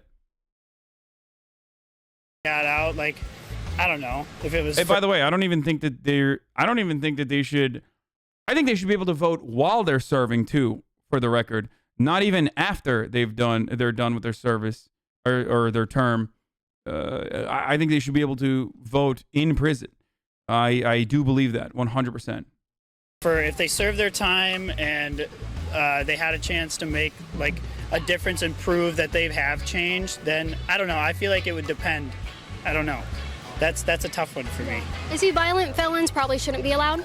They don't have good behavior. It's like a behavioral issue. But if you gave too much money, like Dinesh D'Souza gave too much money to a campaign once, you know, okay, you could probably go ahead and vote. I mean, if they're still... Yeah. They're still American citizens. You mean in jail? You mean in jail? That's what I was asked. What do you think? In jail, after jail? Yeah, I think they still should be able to vote. In jail? In jail too, yeah. Prison, yeah. Would it make sense if I told you I don't think a rapist in jail should be allowed to tell me how I should live or dictate who my president is? I don't understand what she thinks like voting is. It's very strange to me that she thinks like voting in a democratic election is telling you how to live your life. It's very odd. Also, not every person who's in jail is a rapist, you fucking moron. Also, if you're upset about sexual assault, then why the fuck are you a Trump supporter? I don't even know where to begin with that sentiment. I guess there aren't really a lot of options. Like, a lot of the people who are fucking running for president have a couple skeletons in their goddamn closet. But it's very weird. If you elect the rapist to president, he will legalize rape via executive order. I mean, yeah, that would be terrible if that happened. You know what I'm saying? I mean, that makes sense, yeah, but... I'm not going to say you're wrong. What about a mass murderer? Do you think he has the best opinions for how this country should be run? You think he should... It's one vote, asshole. It's one vote. It doesn't matter, okay? You're limiting millions of people's votes by hyper-focusing on one fucking person. Okay, let's say we allowed that mass murderer to vote. Okay, what happened? Did he make mass murder legal now with one vote? Are you fucking that dumb? It's the constant, like, this is not just Republicans. Liberals do this too. Whenever I talk about, like, democracy in the workplace, people will literally turn around and be like, you mean the janitor's going to be the CEO now? Like, no, dude. No. It's one fucking vote. The janitor's going to have a say in the process. Not the only fucking voice that matters, but a voice that matters because it currently does not matter. Okay? Like, literally, it's always like, it's so weird that people just cannot comprehend how fucking democracy operates. Like, they're just like, oh, one mass murderer being allowed to vote means mass murder is legal now. By the way, mass murder is legal. It's the American military-industrial complex. Tape the rest of it for all of us? I guess not, but it also depends on, like, their sentence, and that's hard to, like... But there's also people who have done horrible crimes that haven't been caught, and they're out here voting. So you don't know. Yeah, that's true. So felons have the right to vote in jail. Do they have the right to have a gun in jail? No. Oh. Well, why not? They're still American citizens. Dude, what does she think? Like, does she think ballot measures are just added on? And that, like, the amount of fucking felons in prison or the amount of people in prison at the time are going to be able to vote to have guns in jail? Like, what? This is literally like a 12-year-old brain. This is how a 12-year-old thinks. Conservatism is just being physically an adult while maintaining the mentality of a 12-year-old. Like, even they're like, what? He's like, I forgot to put a shirt on after this. Like, it's so dumb that I'm stun locked into this conversation. Game bangers in jail to kill each other. Oh, okay. But they can vote how I live my life. Yeah. I love the consistency, though. I have to say, I love the consistency. I'll give you points for that one, even though you're totally wrong. Should felons be allowed to vote? Yeah. I mean, they have opinions too, you know what I mean? And they're part of, like, America. I would say no, because felons, they actually know what they did to get in trouble. So as a repercussion, you don't get to vote. So you lost your vote. Change your mind? A little bit, yeah. Just a little bit. But, like, I don't know. I think everyone's counts, so. Yeah. I personally don't want rapists telling me what I should probably do. Okay, I didn't even think about that. I was just thinking of, like, I was not even thinking about that. Yeah, Oh, wow. You really fucking got them, dude. you're right. Should felons be allowed to vote?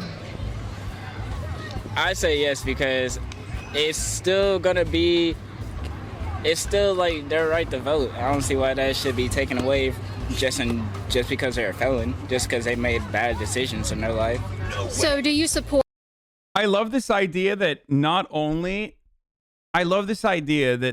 do we like in her theoretical world, we live in a democracy where like your vote actually matters, but also we live in a direct democracy where we literally directly vote on ballot measures immediately and they are implemented. Like there is no legislative body. It's just literally you go, felons can now do rape for free.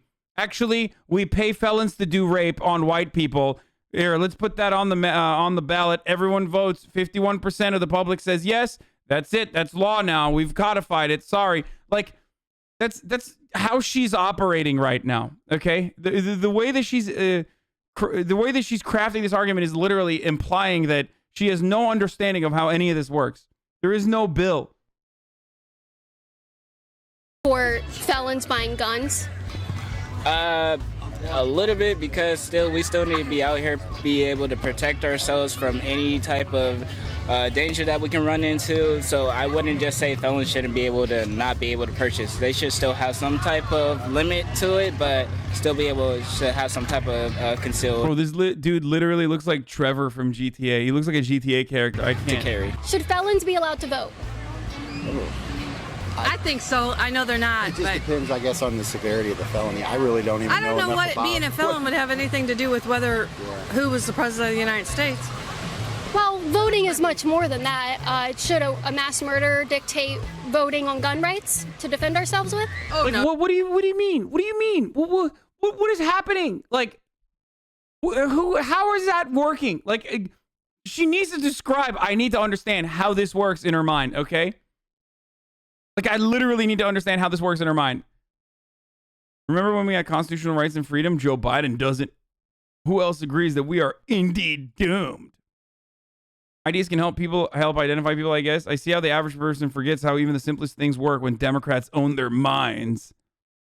It's too complicated for a minority to stand in line to vote. Wow. The babbling blonde that Caitlyn just interviewed with the hat says she rambles on just like Joe Biden. No. Okay. No, I guess not. See, this is the problem. People don't have backbones. That's why I always fucking say it with my chest whenever you're like, oh, really? I bet you'll forget about reform or rehabilitation over incarceration if a family member of yours was raped or murdered. Like, no, I have convictions. I have a belief system. Everyone deserves a second chance. Everyone deserves an opportunity to rehabilitate. Sorry. I'm not going to engage in this baby brain bullshit and fucking literally be like, yeah, what are they going to do? What are they going to do? What, like, rapists are going to be able to vote to make rape legal? No, shut the fuck up. I agree with that one. Hey, let's take a picture together. Together? Yeah, we're going to take a picture together. Oh, cool. Put it up. You want to together? Oh, my God. Good. Where are you from? Russia. Russia? Are you guys influencing the election around here? Well, my English not very well. They said they're from Russia, just figuring out if these are the Russian bots that are influencer. We got the joke, dumbass. You don't have to repeat it and explain it. Oh my God. Oh God, why did the editors actually do her so dirty? Like, the second part doesn't need to be in it. Should 16-year-olds be allowed to vote?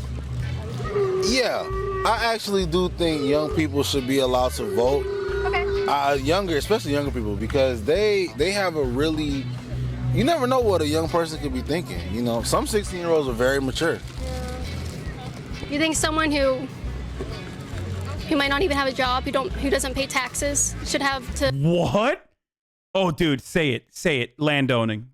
You think someone who doesn't own land should be able to vote? Say it. Fucking say it. You think someone who doesn't own land and isn't white should be able to vote? What are you, crazy? Have a say in what goes on with our laws and our tax. You don't have a job.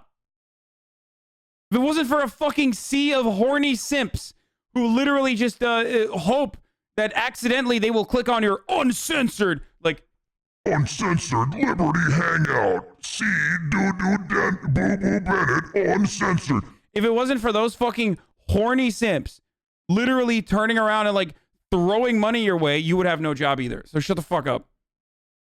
Tax code system? That's the thing right there. I think that's where it separates, because if you don't have a job, you ain't paying no taxes, you ain't got no say. But if you're doing something, you're paying taxes something, then yeah, you know, you should have my thing is, if you have a job and you're paying taxes, you should be able to vote. Dude, that's the only people who should be allowed to vote. Exactly. Yeah, unemployed should not be able to vote is an incredible take, dude. Is an incredible take. I'm sure if you asked this guy further, if you played into it a little bit further and was like, wait, so you're saying like unemployed people shouldn't be able to vote? He'd be like, no, actually, never mind. He wants felons to fucking vote. What she said. 110%. Based. Should 16-year-olds be allowed to vote?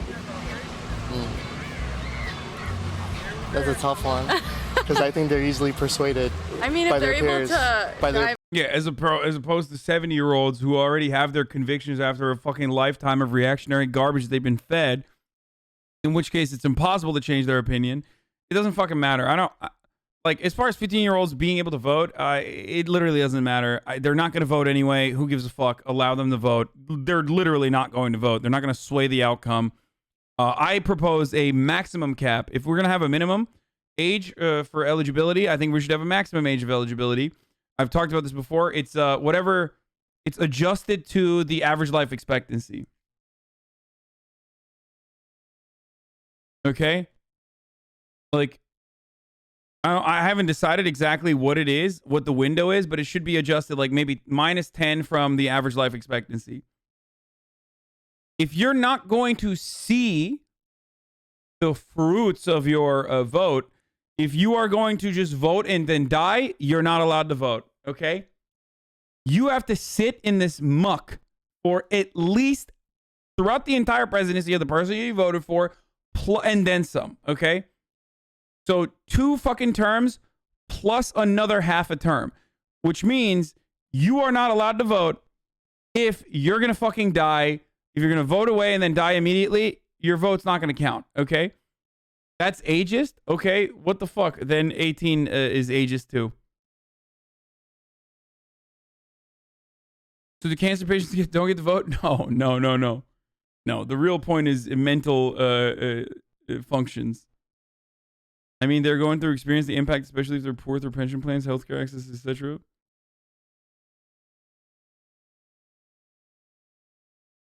It's that classic John Mulaney joke. I don't think someone who's about to leave the restaurant should be ordering for the entire table.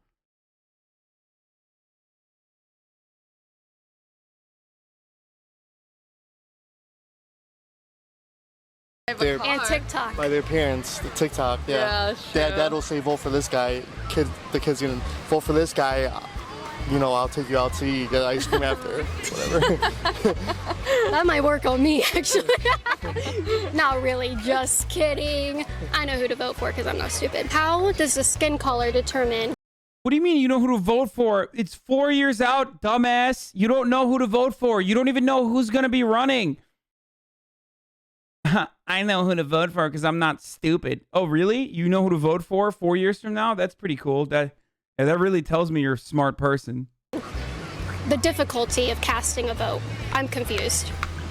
How does it determine the difficulty of casting a vote? Yeah. Because we've already put in difficulties. Everything's based off of where racism and a lot of our founding issues came from those. Everything was built off of it. White privilege came first.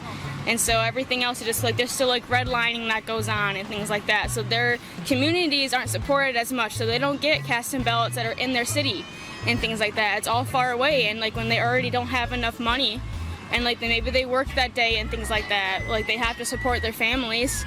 They're already like not bad, pretty fucking already at the lower end of the decent. stick. Like they don't get it. They don't get that chance. Should photo ID be required to vote? I don't see why that matters. I think you should just be able to vote. I mean, I know they got this thing against, you know, inmates voting and whatnot, but I feel like, oh, really? It's crazy. But I do feel like photo ID shouldn't be required. I mean, if they want to know who you are, sure. But I love this dude. This dude is so fucking chill. He's just at the beach, wearing a t-shirt, drinking a White Claw by himself, dude. I love this guy. That shouldn't be required. That's just me. You think anybody should just walk in willy-nilly and be like, my name's Greg. I'm here to vote. Okay, maybe you're right. How do they know it's a U.S. citizen? You're right. Okay, yes, ID. He also did say you need to be employed to vote. Okay, you can't just do that. You can't just be like, I'm Greg and I'm going to vote, okay?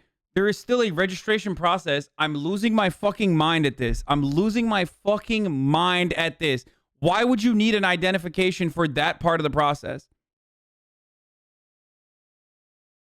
All right.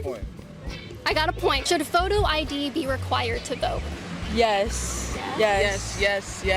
Okay, I have to ask because Joe Biden recently said that the black community don't have access. They don't really know how to use computers. So therefore, that's why they can't. They shouldn't be required to have an ID to vote because they can't get to the DMV to get an ID. Is that true? I noticed you're not white. Yeah. So are you guys capable of getting on the computer? Yeah, I'm capable of getting on the computer. Yeah. Statistically speaking, black people are significantly more likely to use paper identification, like paper registration to get an ID than white people are. It's literally part of the reason why in the state of Georgia, Brian Kemp at the time when he was the Secretary of State was able to purge thousands of voters from the directory, take away their registrations, because when you are more likely to sign in via paper, there are going to be there is a higher likelihood that there will be issues with your name not matching your actual identification. This is the level of surgical precision Republicans engage in when they are trying to stop black people from voting. Okay?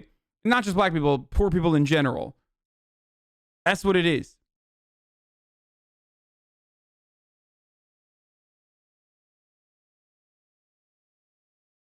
So remember, when she seems to be making like a common sense point of view, there is a lot more behind the scenes.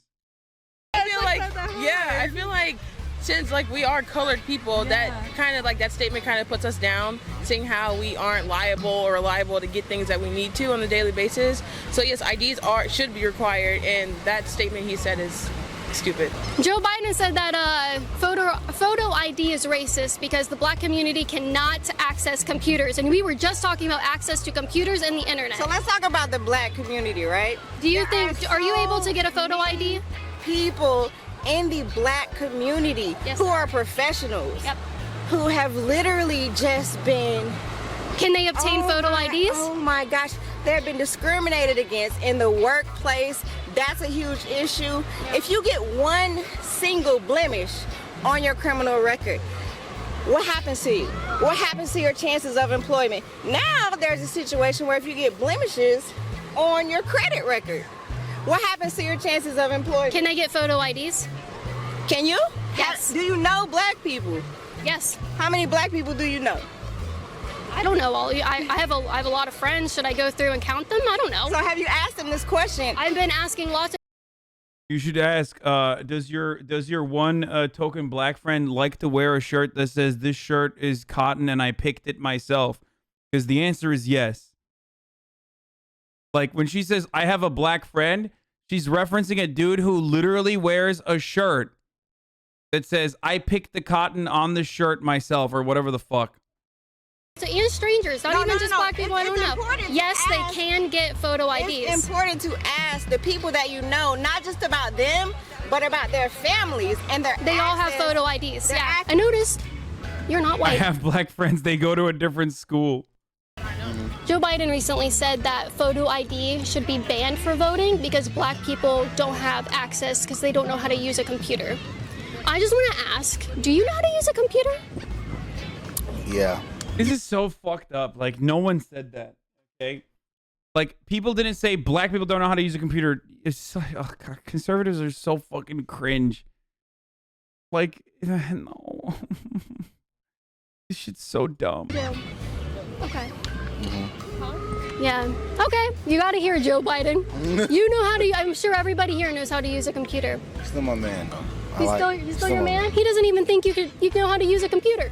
Bad comments, you know. It's people to people. You gotta say what. Bro, this is the black friend, by the way. This is literally the black friend of Candace Owens. This shirt in front of Confederate flag. This shirt's 100% cotton. That's why I picked it. That's his merch, guys. Like, who are you selling this to? The 8 other black conservatives who would be willing to fucking do this personally? Like, who is this merch for? Is it for white people? Like, white people are gonna fucking wear this shirt? Oh, no, I wasn't lying when I said that.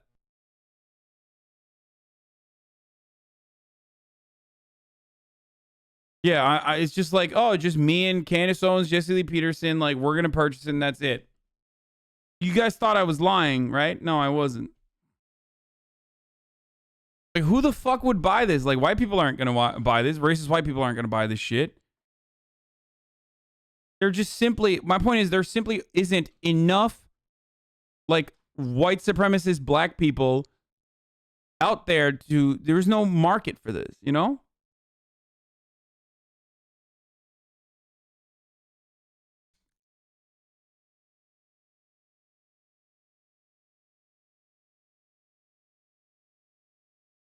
I am king shaming. This is literally king shaming. They're gonna say, you know, hey. Their access to certain types of paperwork, because people who move a lot, people who have a lot of different situations, they don't have certain types of paperwork.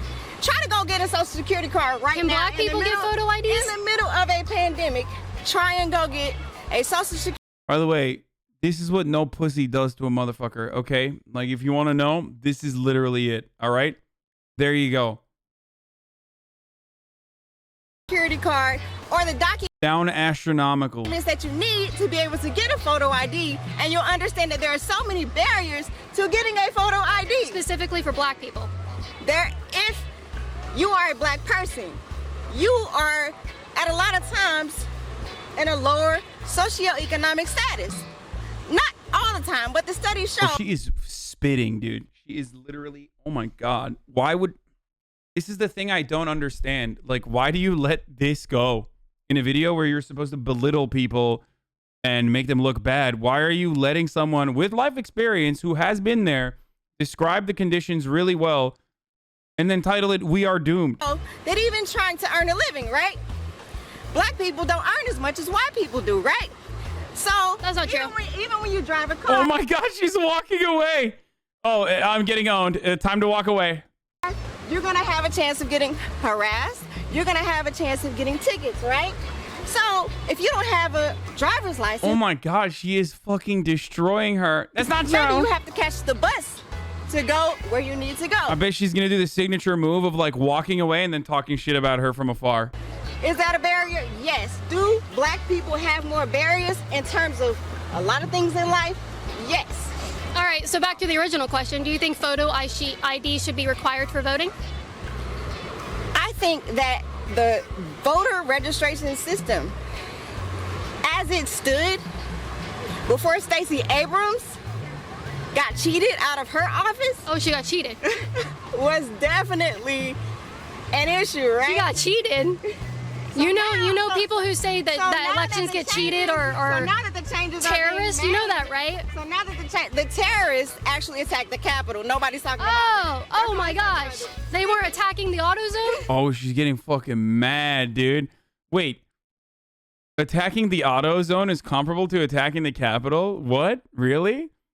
Like, nobody died at the fucking AutoZone. What? Or the police precinct in Minneapolis? Those were terrorists? So this is exactly... Like, you can't... You literally can't even make that argument from, like, any point of view, really. What you gotta have. This is what you need. You gotta have these cyber conversations. Yeah, and you think men are women and people breaking windows are terrorists. What's happening? Oh, she's getting so rolled. She's getting super rolled, dude. Oh my God. I haven't seen someone roll in their own shit until, since the last time Booboo Bennet rolled in her own shit inside of, at a frat party at her college campus. It's crazy. Yeah, check the phone. Maybe there's a talking point for you there. Conservatives pull out the parachute cord, right? Like immediately transphobia. Oh, no, I can't think of anything. Oh, you think men are women? Pfft. Like, that's it. You watch CNN? You need more Liberty Hangout. If you want real news and real information, hit that subscribe button and that bell to get notified, or you'll end up like her thinking that people burning down the... Oh my God, this is so sad. She got rolled so hard that she like had to literally fucking stop. What do you call it? Like stop the other person from having a say. Police precinct ain't terrorism. Do you think photo ID should be required to vote? Oh, I think so. Yeah, that still should be there. Yeah, 100%. Yeah. I'm very interested in that you said that black people have a harder time voting, but then you want to require voter ID because typically and historically it's always been the white liberals who say that voter ID should be banned because black people don't have access to getting voter IDs. Just like Joe Biden, he said the black community really doesn't know how to use computers. I think it's more of a thing. It's not it's still a hard topic. Don't get me wrong. I definitely see like the whole thing about how people can find it harder to get it. But I don't know. You want Americans.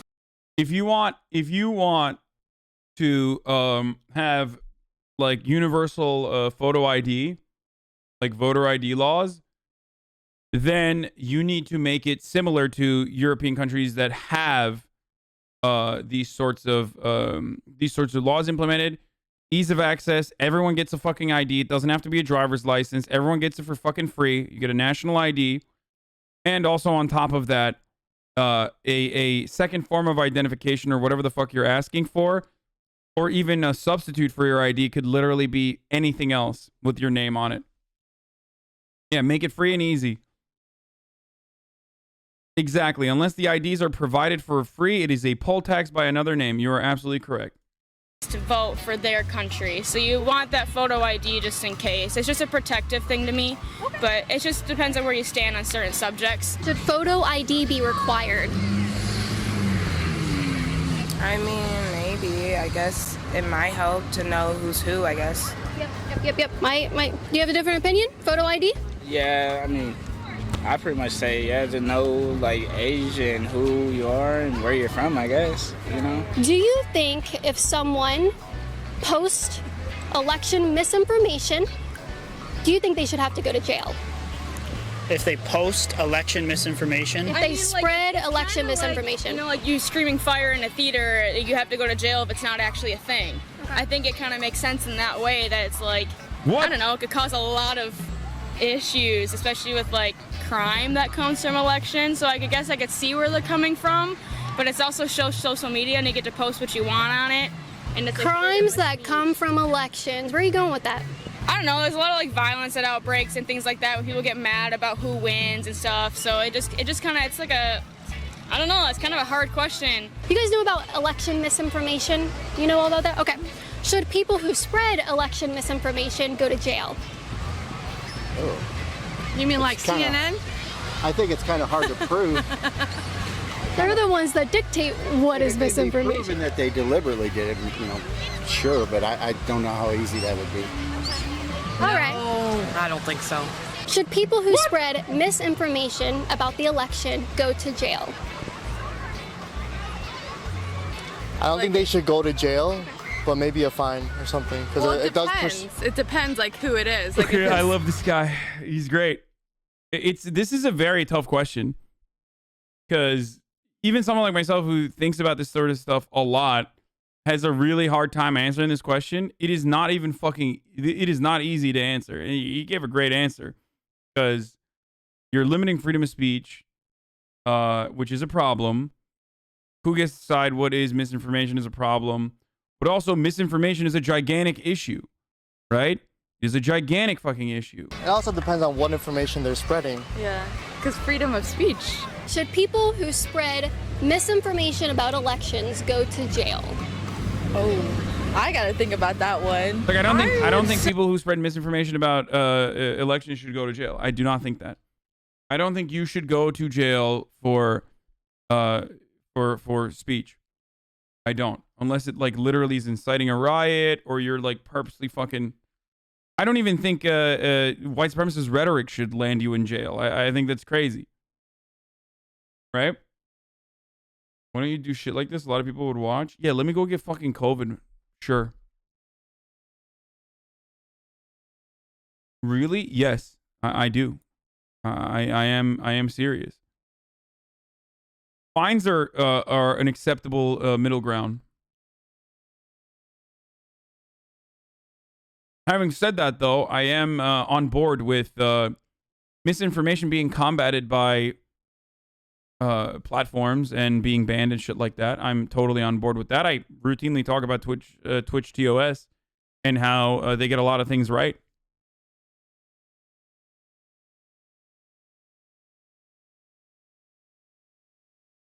Say no. Well, yes and no, because some people have like the in judgment for like voting and elections and everything like that and politicking, so I feel like they don't know enough information until they're in it, so that's why they kind of spread like false information until they actually know what's going on. Yes, on the other side, because you should be educated and not subliminal. So Go to jail if you're stupid, basically. Do you agree with that? Yeah, all the way. I didn't think about that. You say they should go to jail? People have freedom of speech. I mean, that's one of the amendments. I technically, if you want to talk, you could talk. At the end of the day, it's how you respond to it that matters. That's really what it is. Top of the hour, every hour. It's time for a 6-second ad break. If you'd like a uninterrupted broadcast experience, all you need to do is subscribe. You can do it for $5 or for free, ladies and gentlemen, boys, girls, and MBs. Here's the fucking ad before the video ends. Here we go. Because if you respond in a different way that's violent and provocative, and you know what I'm saying, it's gonna go somewhere. But if you just be like, okay, that person's just talking. A lot of people don't like certain people, and they talk on the internet all the time. Yeah. But it's like, I know all about that. I actually appreciate you guys for coming out here and like pulling us to the side to interview us, because I'm a little nervous. I was like, oh my gosh, yeah. Like, I saw you guys earlier when we were walking by, but I didn't know this was like a bill going on or anything like that. And if you guys weren't here, we wouldn't have known. So, and these questions that you ask, I think they're very important to like even like post on social media and be like, hey, what do you think for this, or what do you think for that? And then wrapping it up saying, oh, I hope you know this is a bill that's getting passed. Yeah. So Thank you for the feedback. No, usually I'm just asking stupid questions and making people mad, but this is an informative video. If you like my informative videos, go to patreon.com/CaitlynBennett to support my work. Thanks.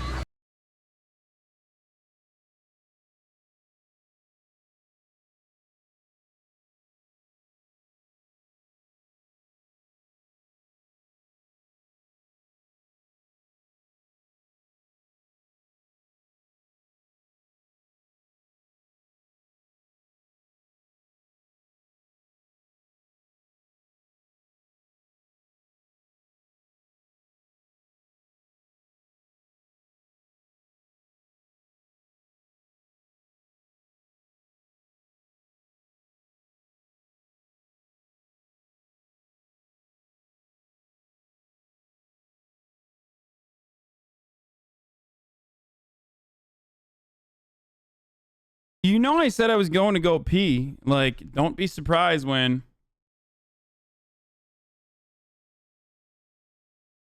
Don't be surprised when Hermie says some shit that you don't want to hear, you know what I mean?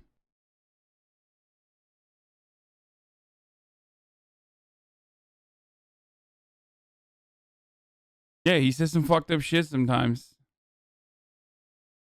I have no control over it. Free speech.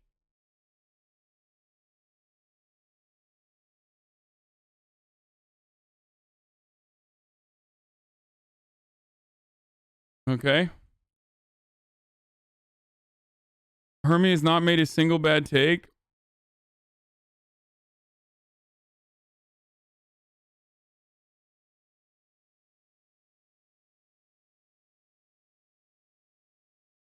Fluoride stare? What the fuck is the fluoride stare? Get those hospuffs out. Get the fucking hospuffs out, boys. Come on, I want to hear it. I want to see it. I want to see some fucking hospuffs in the chat. Because time for HasanAbi to leave. And Umberto Antonio Donato Pecorino to make a return. After 4 hours and 16 minutes of motherfucking non-stop political content, it's time once again for Umberto to make a comeback. Don to make a comeback. Boys. Here it is.